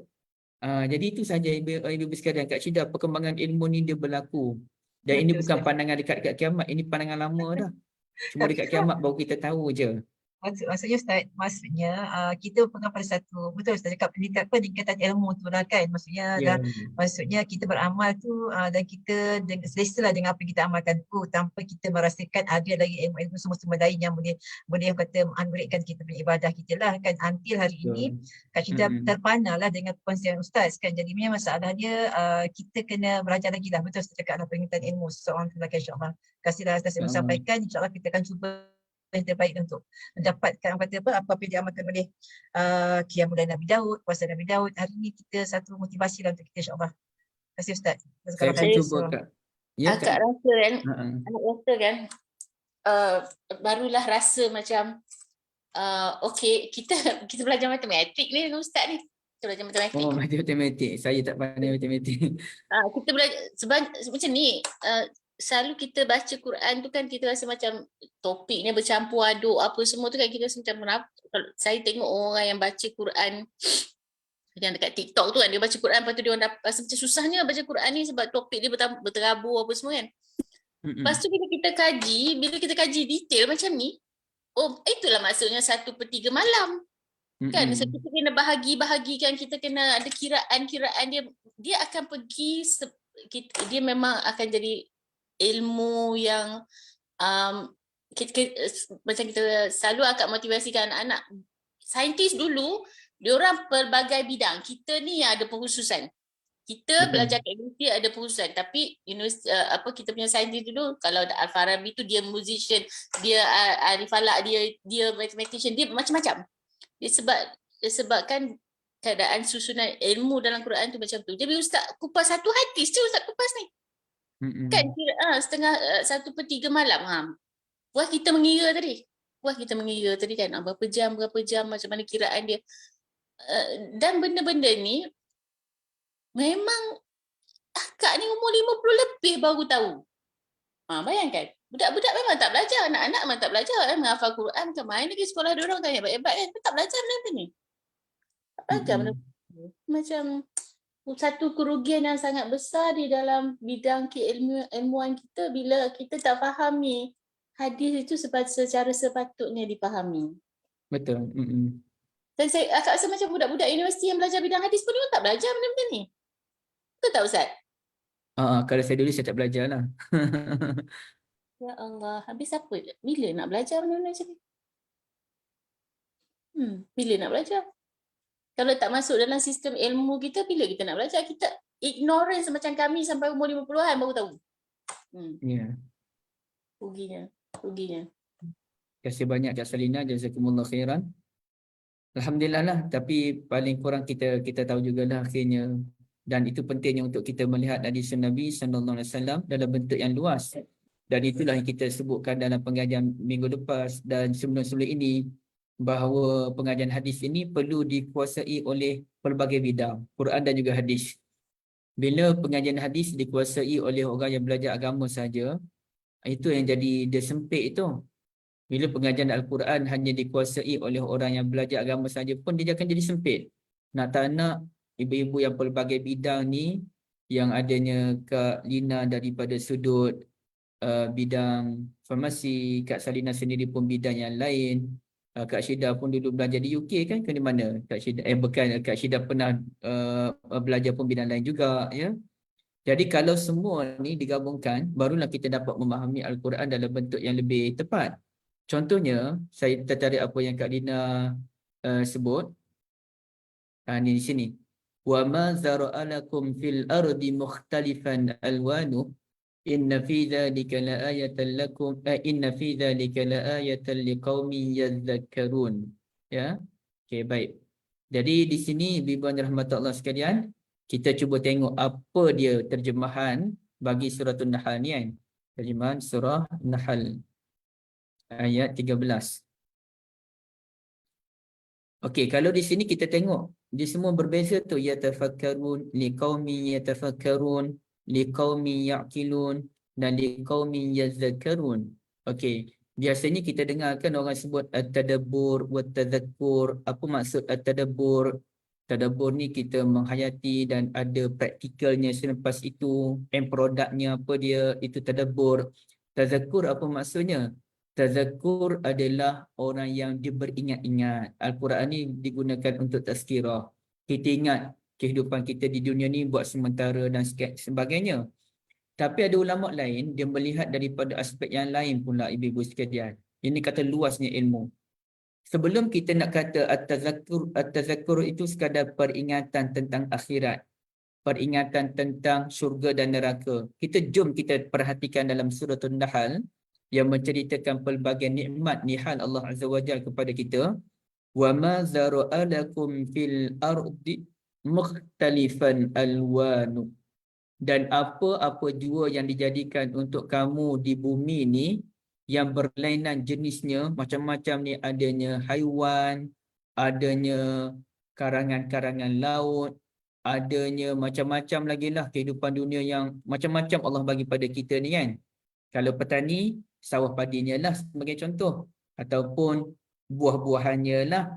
Kalau orang yang pelihara haiwan-haiwan ni, ada tahulah kambingnya berapa ekor, satu ekor lah yang kena balik dan sebagainya. Okey. Segala benda yang Allah berikan ini adalah untuk kebaikan kita. Inna fi dzalika laayatan. Semua ini merupakan benar-benar satu tanda buat kaum supaya mereka sentiasa ingat. Yazakkarun. Maka ada ulama yang menyatakan yazakkarun ni bukannya sekadar peringatan untuk akhirat. Ya Allah, Allah Ta'ala bagi aku nikmat adanya haiwan-haiwan ternakan. Alhamdulillah, aku kena syukur. Ya Allah, Allah dah bagi macam-macam pada aku kena jadi hamba yang taat. Bukan itu sahaja, itu ukhrawi. Ulama dia tak nak kita bersifat ukhrawi semata-mata. Kita kena ada elemen keduniaan. Rabbana atina fid dunya hasanah. Artinya kata ulama, kalau orang tu dia dalam bidang haiwan sebagai contoh, sama ada dia pelihara haiwan ke, dia buka klinik haiwan ke, ataupun apa-apa sajalah, maka dia ingat. Kalau haiwan tu dia pelihara 1 ekor, dia ingat 1 ekor. Dia kena jujur 1 ekor lah kena balik. Dia ingat mana satu kambing dia banyak-banyak 1 ekor tu yang sakit tu yang mana satu yang sakit. Dia ingat benda tu. Ataupun segala pemberian Allah Ta'ala dia ingat apa kelebihan benda ni digunakan untuk apa dan sebagainya. Jadi macam contoh doktor kan, dia tahu, dia ingat ini ubat untuk apa, ini ubat untuk apa, ini ubat untuk apa. Inilah yang zakarun tu. Kalau orang dietitian, dia tahu makanan apa yang sesuai untuk orang yang diabetes, makanan apa yang sesuai untuk orang yang darah tinggi, makanan apa yang sesuai untuk orang yang darah rendah, makanan apa yang sesuai untuk sakit jantung. Dia ingat benda tu, zakarun. Kalau orang dalam bidang kepimpinan negara sebagai contoh, Menteri Kewangan ya, Menteri Kewangan ingat apa projek-projek yang dilancarkan oleh dia. Dia ingat macam mana cara nak membantu orang miskin. Dia ingat bagaimana cara apa-apalah sistem yang dibuat kan. Kalau dia terlibat dalam bidang pendidikan, okey, dia tahu benda-benda tu. Itu yazakarun, dia tahu fungsi benda tersebut. Itulah kefahaman dalam bentuk yazakarun, dalam bentuk keduniaan. Bukannya hanya ingat tu dalam bentuk akhirat, kita pun zikir, minta ampun pada Allah Azza wa Jalla. Bukan itu sahaja. Bahkan kita tahu fungsi benda-benda tersebut untuk kita praktikkan dalam kehidupan dunia.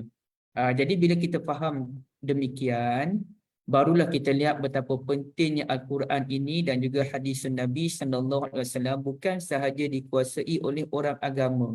Orang agama baru satu sudut baru. Yang saya bincang dengan ibu sekalian ni baru satu sudut yang sempit baru. Belum lagi diperluaskan hadis-hadis Nabi SAW ini. Bila diperluaskan tu kita tengok, tadi kita tengok rupa-rupanya macam mana tu kan. Di situlah. Kalau Al-Quran lagi lah wawasannya terlalu luas. Saya tak dapat bayangkan wawasan yang disampaikan dalam Al-Quran Al-Karim ni luar biasa dia punya keluasan dia. Itu yang saya ada kongsikan dalam buku terbaru saya tu, 30 fakta unik dalam Al-Quran Al-Karim. Saya namakan fakta unik tu bukan kerana saya menghasilkan benda yang unik, tidak. Tapi Al-Quran itu memang unik, dikumpulkan oleh ulama, kemudian saya ulas balik dalam buku dengan bahasa yang mudah. Okey, artinya 30 fakta itu baru 30 baru.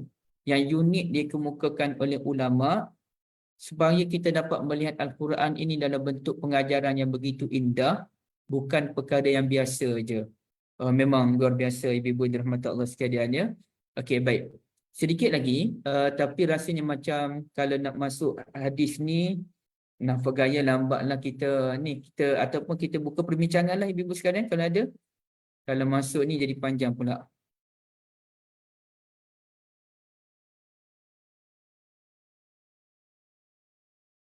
Maknanya Ustaz kan hari ni Ahsanul Amalah tu bertepatan dah apa yang ada pada tajuk ni kan. Sebabnya bukan cakap apa Ustaz, yelah kita nak beribadah yang terbaik lah kan. Tapi kita hanya tahu itulah yang terbaik. Tapi hari ni Allah bagi ketukan pada kami lah kan. Kak Azhar, Kak Sarina semua kan. Jadi semari kita terfikir dah mungkin tak ada perkiraan matematik kita tak buat sebab kita dah yakin yang itu sebenarnya kita dengar itu saja. Tapi hari ni Ustaz buat matematik, Ustaz buat kepada kami tunjuk contoh-contoh semua. Betul lah sebenarnya orang kata ada di sebalik itu yang Nabi Daud amalkan, puasa Nabi Daud, kiamat Nabi Daud Ustaz. Tak kata apa Ustaz, tapi insyaAllah lah kami jumpa lah Ustaz untuk orang kata boleh jumpa lah, boleh buat insyaAllah.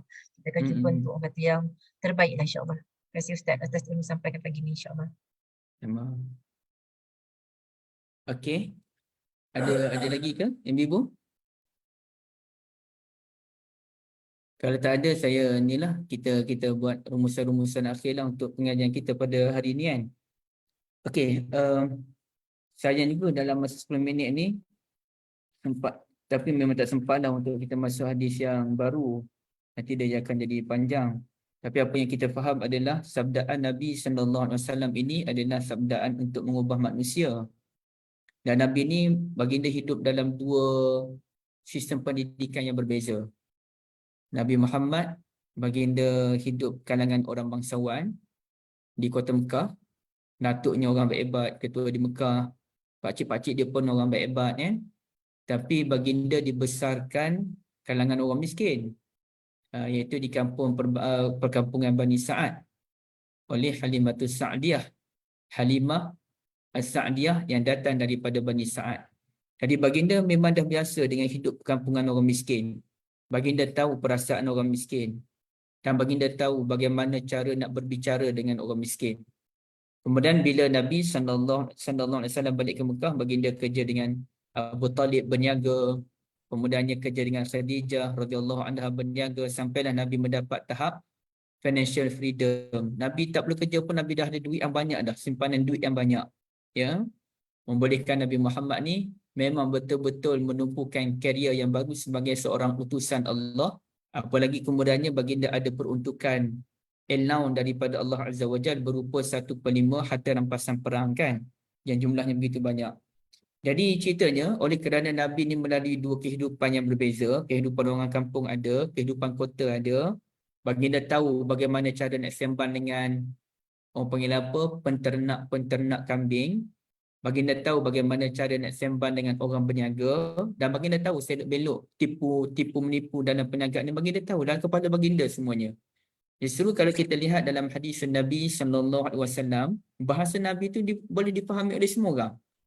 Bila Nabi cakap tu, orang kaya boleh faham, orang miskin boleh faham. Orang berpendidikan tinggi boleh faham, orang berpendidikan rendah boleh faham.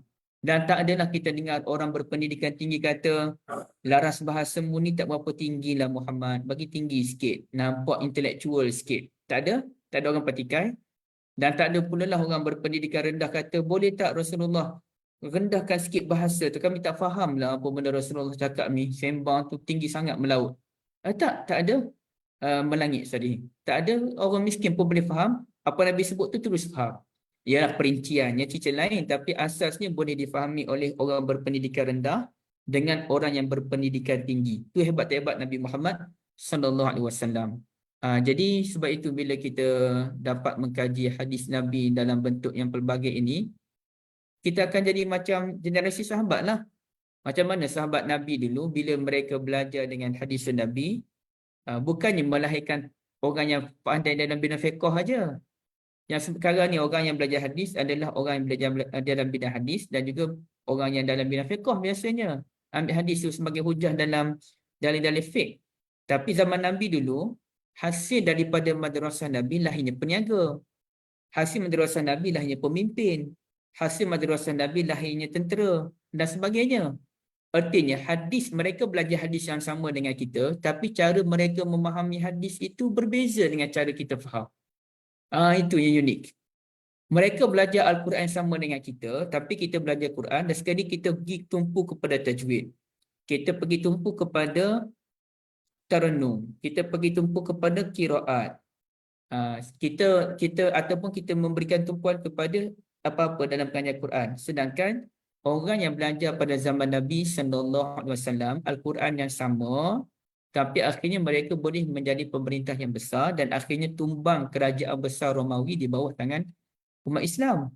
Dan mereka kemudian mencipta pelbagai kejayaan demi kejayaan, terutamanya kalau kita lihat dalam sejarah Andalusia yang begitu luar biasa kan, ciptaan-ciptaan teknologi yang mereka hasilkan. Kenapa tu? Al-Quran yang sama, hadis yang sama, tapi hasilnya berbeza. Sampaikan ada ulama mengeluh, pada zaman sekarang kita melihat kebanjiran hufazul Quran. Tak ada masalah. Hufazul Quran tak ada masalah. Yang kita nak bincang, kemudahannya ke mana? Ya, kemudahannya ke mana hufazul Quran ini? Adakah mereka sekadar memenuhi jadual-jadual imam tarawih ataupun mereka hanya sekadar membuka kelas-kelas pengajian Al-Quran semata-mata, ataupun mereka pergi ke level lebih tinggi bagaimana Al-Quran membentuk sistem masyarakat itu sendiri. Jadi ini yang kita ketinggalan, ibu-ibu ni rahmat Allah sekalian. Cara sahabat Nabi memahami Al-Quran dan hadis dulu betul-betul berbeza. Saya ingat ada satu ketika Nabi Muhammad SAW minta orang panggil Ammar bin Al-As radhiyallahu an untuk jumpa dengan baginda nak lantik beliau menjadi ketua perang, dan beliau datang masa itu Nabi Muhammad sedang solat sunat. Lepas tu kata Nabi Muhammad, wahai Ammar, aku nak lantik kamu jadi ketua perang ni supaya kamu nanti dapat harta yang banyak. Lalu kata Ammar bin Al-As, wahai Rasulullah, saya masuk Islam ni bukan kerana harta. Memang saya ikhlas untuk mengikutimu. Bukan kerana harta. Kata Nabi, aku suka kalau orang yang soleh mendapat harta yang banyak. Jadi itu, cara Nabi membentuk minda Ammar bin Al-As, bukan isu saya nak kamu jadi kaya untuk diri sendiri. Tapi kekayaan itu pada akhirnya boleh memberikan manfaat kepada masyarakat. Bukan kekayaan pribadi. Ini saya ingat kawan saya sebut, kita bukan nak kaya pribadi, kita nak kaya sebagai institusi. Kalau kita ada syarikat, syarikat kita yang kaya. Kalau kita ada NGO, NGO kita yang kaya. Kalau kita ada pertubuhan JAA ni, JAA yang kaya. Sampai kita boleh buat apa sahaja tanpa pening. Nanti orang tanya, Kak Syida, kita nak projek-projek ni, okey, berapa kos semuanya? Dalam 5,000, lulus. Projek ni bagus. Bukannya 5,000, alamak, kat mana nak cari duit 5,000 ni kan? Kena buat kutipan derma ataupun kita kena ni. Tak, kita dah ada kekuatan kewangan yang stabil. Bukan kerana nak mengayakan Kak Syida, bukan nak mengayakan Kak Liza dan sesiapa yang dalam JAA ni, tak. Tapi mengayakan institusi itu sendiri.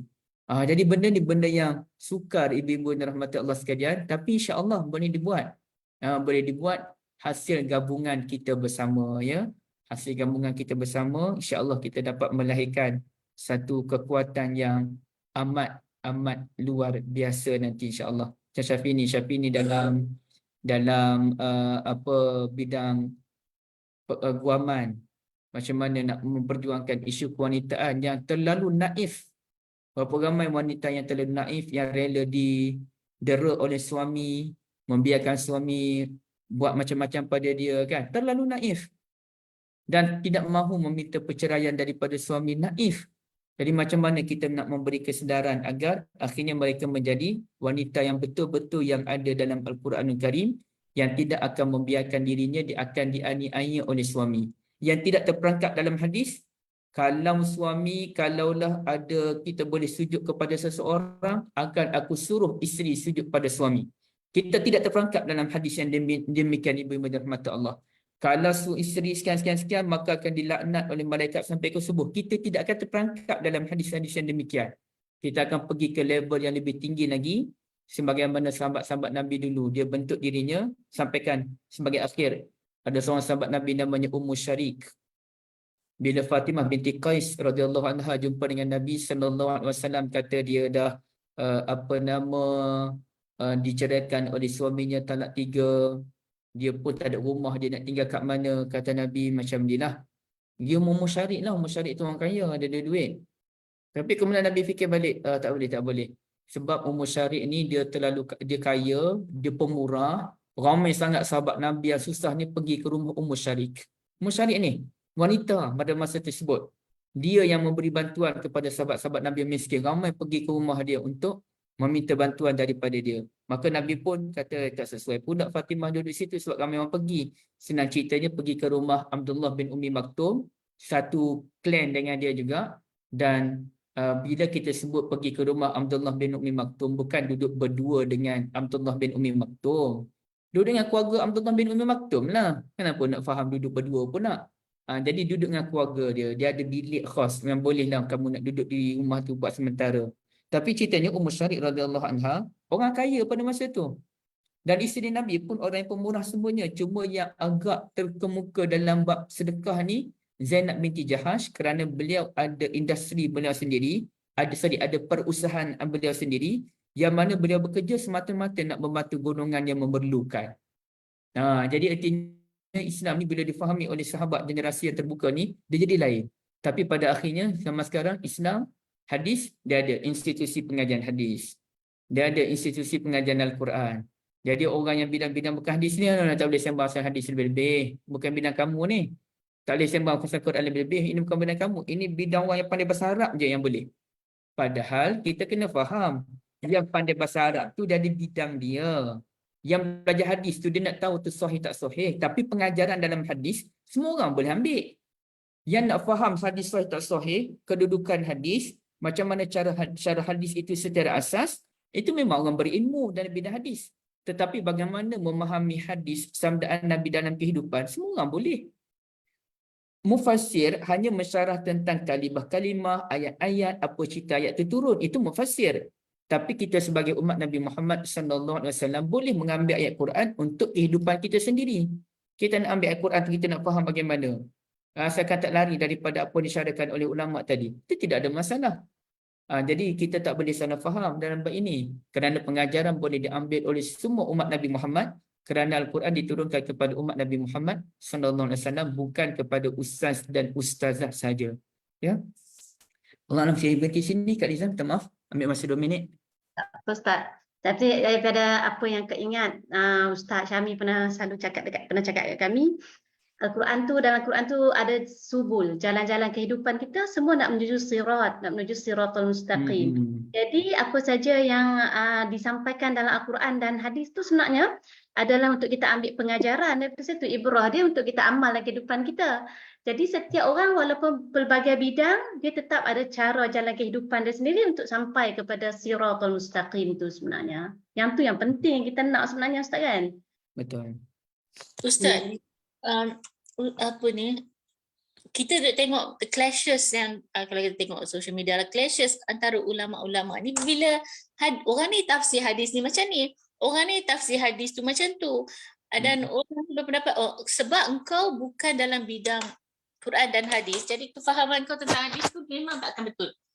Dia memang tak kena teruk dekat IQKL tu kan, macam tu lah. Jadi sebenarnya macam mana kita nak cari jalan tengah tu, macam sebab kalau macam Ustaz kata tadi kan, Ustaz sendiri bila mengupas hadis ni banyak pendapat-pendapat yang Ustaz kupas.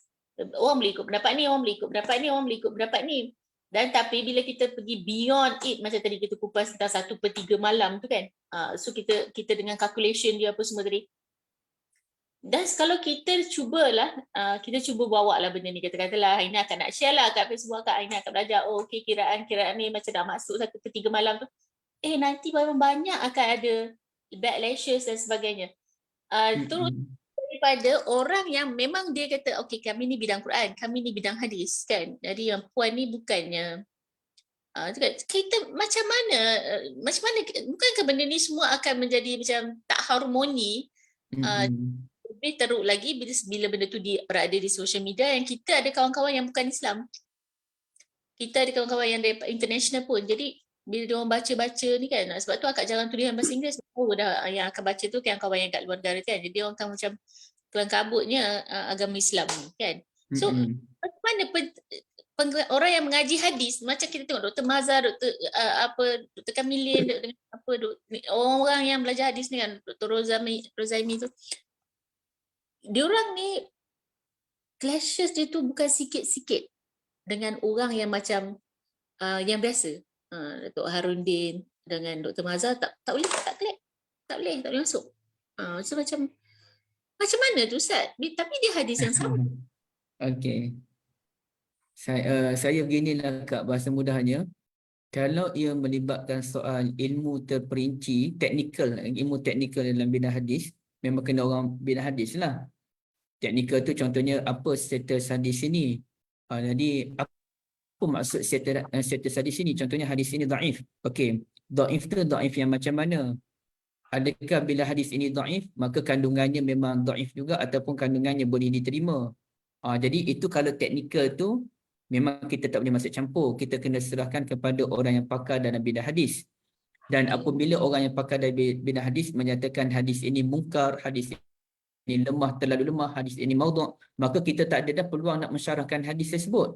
Kerana hadis itu dari awal lagi dah ditolak, daripada awal lagi ditolak.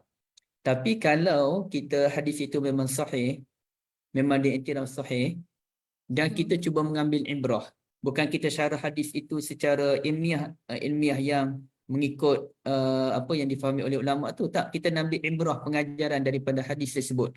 Itu memang boleh kepada sesiapa pun dalam bab mengambil ibrah. Contohnya kalau kita katakan dalam bab mengambil ibrah, Nabi Muhammad SAW menyatakan bahawasanya sedekah yang paling baik itu adalah sedekah tangan kanan yang tidak diketahui oleh tangan kiri. Okey, kalau orang bidang hadis dah akan syarah dulu. Ada hadis yang menyatakan kita bersedekah dengan tangan kiri sehingga tidak diketahui oleh tangan kanan. Tangan kanan ke tangan kiri sebenarnya yang bersedekah? Maka ulama hadis yang betul-betul pure dalam bidang hadis kata, ada hadis riwayat Muslim yang menyatakan kita bersedekah dengan tangan kiri sehingga tidak diketahui tangan kanan. Hadis itu tersilap dalam bab itu. Yang betulnya sedekah tangan kanan tidak diketahui oleh tangan kiri. Okey, itu bidang orang belajar bidang hadis. Kita tak ada campur dah. Tapi kita mengambil ibrah. Rupa-rupanya kita bersedekah ni, kita mesti ada keikhlasan. Jadi keikhlasan ni macam mana kita nak membentuk keikhlasan? Maka secara praktikalnya, macam mana cara kita membentuk keikhlasan melalui sumbangan-sumbangan kita. Okey, kita pun fikir balik. Kita nak tak nak kena sedekah tu kena sembunyi, kena ikhlas. Dalam masa sama kita kena elak fitnah daripada orang lain. So kita pun buatlah sumbangan dengan cara yang kita tersendiri. Pengajaran itu boleh diambil oleh sesiapa pun. Okey. Ataupun contoh yang lain, kita belajar tentang pembebasan manusia daripada perhambaan. Allah Ta'ala kempen kita, bebaskan hamba dan manusia daripada perhambaan. Nabi pun kempen demikian. Itu boleh difahami oleh semua pihak. Kalau orang yang belajar bidang hadis, dia hanya mampu menceritakan kita kena bebaskan manusia daripada perhambaan. Tapi secara praktikalnya, siapa dia? Ni pihak berkuasa. Polis sebagai contoh, membebaskan mangsa-mangsa skema tu di luar negara. Macam mana cara dia mempraktikkan hadis itu dalam bentuk tindakan. Kemudiannya pusat zakat di kebanyakan tempat termasuk di Terengganu meluaskan konsep kita boleh memberikan sedekah kepada orang yang terperangkap ni dalam sistem perhambaan, antaranya yang terperangkap dalam sindiket pelacuran ataupun mana-mana sindiket. Jadi kita kena bebaskan mereka daripada pelacuran tersebut dan kita boleh memberi sedekah kepada mereka kerana mereka terperangkap. Hatta orang yang hisap dadah pun kerana terperangkap dalam kemiskinan pun boleh mendapat zakat. Benda ini diperluaskan oleh orang yang melihat dari bentuk yang lebih luas lagi. Ia dikeluar daripada maknanya orang yang terlibat dalam bidang kemanusiaan secara praktikal. Dia faham begitu, kemudian dia perujuk pada pakar agama, dibahas, ya kita terima.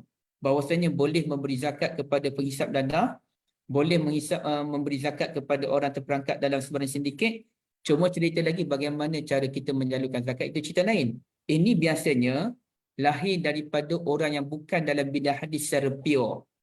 Tapi kemudian dibahaskan kepada pakar-pakar untuk mendapat pengesahan betul atau tidak betul apa yang kami buat ini.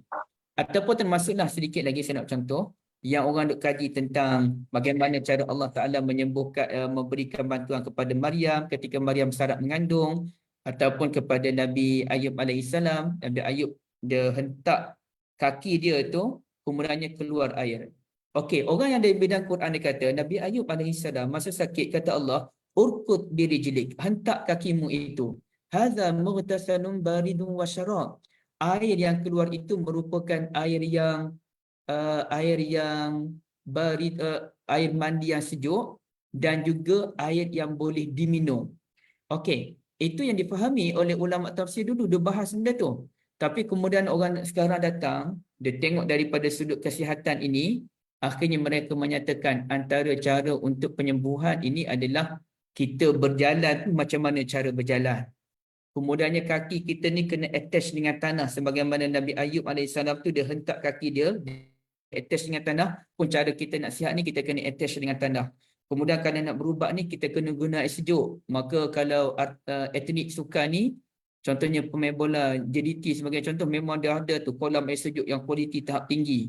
Lepas main bola je mereka akan duduk dalam kolam air sejuk tu dalam tempoh berapa lama. Benda tu tak difahami oleh ilmuwan-ilmuwan dalam bidang hadis dan juga tafsir, tapi difahami oleh orang yang membuat kajian tentang perkara tersebut. Lalu dikupas berdasarkan ayat ini, contohnya datanglah seorang pakar dalam bidang kesihatan tadi, dia pun cerita ayat Quran ini menyatakan Nabi Ayub AS mandi air sejuk, maka berdasarkan kajian kami betul manusia sekian kena mandi air sejuk, terutamanya atlet sukan. Jadi itu cara memahami hadis yang begitu luas, Kak Lina, ya. Mana orang yang datang tu dia boleh guna Al-Quran, dia boleh guna hadis selagi mana tidak bercanggah dengan kajian-kajian yang ada. Baik, terima kasih Ustaz. Barakallahu fikum. Dengan kupasan Ustaz Serah ni, balik pada Kak Liza. itulah best dengan kupasan Ustaz ni, kalau boleh tak mau berhenti, tapi sebab dah dah ambil masa Dah tak Ustaz apa. dan masa jemaah, kita kena berhenti Okey. juga. Jadi jazakumullah khairan Ustaz dan semua. Kita akhiri dengan tasbih kafarah. Subhanakallahumma bihamdika asyhadu an la ilaha illa anta astaghfiruka wa atubu ilaik. Sallallahu ala nabiyyina Muhammad wa ala alihi wa sahbihi ajma'in walhamdulillahi rabbil alamin. Wassalamualaikum warahmatullahi wabarakatuh. Terima kasih semua. Terima kasih Liza. Terima kasih Liza. Terima kasih Terima Ustaz. kasih. Semua. Terima kasih Liza. Terima kasih Ustaz. Maksudnya kan masa tadi Ustaz yang ada perbincangan sikit. Tak apa, jangan offkan kita punya recording sebab yang last yang tanya soalan tadi, maksudnya Ustaz bagi penjelasan walau macam mana sekalipun pakar-pakar tu tetap ada. Pakar hadis, pakar Quran, pakar bedah, pakar sakit puan. Bila Al-Quran dengan hadis tu, pakar-pakar dia ulama-ulama hadis kan, macam sekarang ni kita nampak yang ke depan sikit macam mungkinlah kita iktiraf ilmu. Dia apa Maulana Asri sebab dia memang kata memang bidang dia, kajian dia semua kan. Jadi kalau kata-kata yang dia ambil, kalau nasihat daripada yang dia berikan berkenaan hadis tu, itu dah dipakai lah kan. Kita sebagai seorang awam tu kita boleh gunakan lah juga sebagai anggota hujah untuk diri sendiri lah. Dah hadis disebutkan Liza kan. Maksud sampai ke tadi kan, maknanya pertembungan antara ilmu antara masing-masing tu siapa dia yang lebih orang kata ke depan aku, insyaAllah. Terima kasih semua. Kita jumpa lagi pada esok hari dengan sesi Ustaz Yusuf pula, insyaAllah kita end sesi kita lepas. Assalamualaikum warahmatullahi wabarakatuh. Jumpa lagi insyaAllah. Waalaikumsalam. Terima kasih semua. Terima kasih. Terima kasih Kak Eno. Jumpa lagi ya. Terima kasih Kak Liza. Sama Lina. Lina pula. Salina. Okey, Liza. Assalamualaikum. Ya.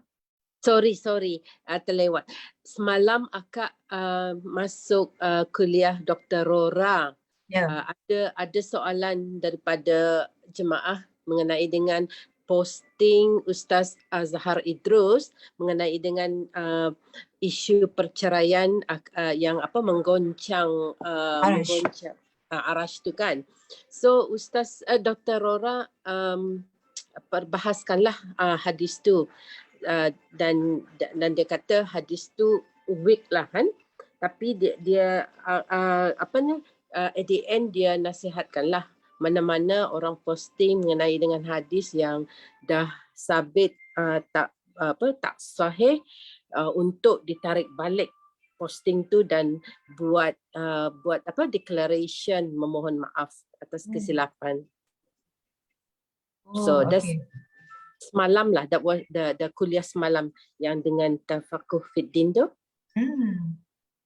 Oh, maknanya Kak Azhar hadis tu tak sahih dan maknanya kita beramal dengan hadis-hadis yang tak sahih lah. Tu sebelum ni kan Dr. Rora dia jelaskan balik hadis tu berkenaan sekian. Jadi sembarangan kita tak boleh sebarkan hadis tu sebab hadis tu terkait dengan kata kehidupan sebagai dalam sebuah rumah tangga, dan juga ianya tidak sahih, dan dia nak kaitkan benda-benda macam tu nanti orang kata akan merosakkan generasi nantilah kan, sebab benda tu tak sahih kan, sebab cara berai ni kan. Sebab Ilmu juga tu. dia ada sebutkan semalam juga kan, Rasulullah pun ada menceraikan salah seorang daripada isteri dia. Tu ilmu baru tu. Akak belum came across that. Dia kata even Rasulullah dan sahabat-sahabat pun ada bercerai kan di zaman Rasulullah kan. So just to share lah semalam, tu pun akak half sleepy jugalah mendengar. Okey Kak Azan, terima kasih atas perkongsian kakak. Nanti insyaAllah kita boleh bincang dekat dalam grup nanti ya. Kita jumpa di sebelah kalau nak berbincang sambung lagi insyaAllah. Terima kasih semua, kita jumpa lagi insyaAllah. Assalamualaikum. Waalaikumsalam.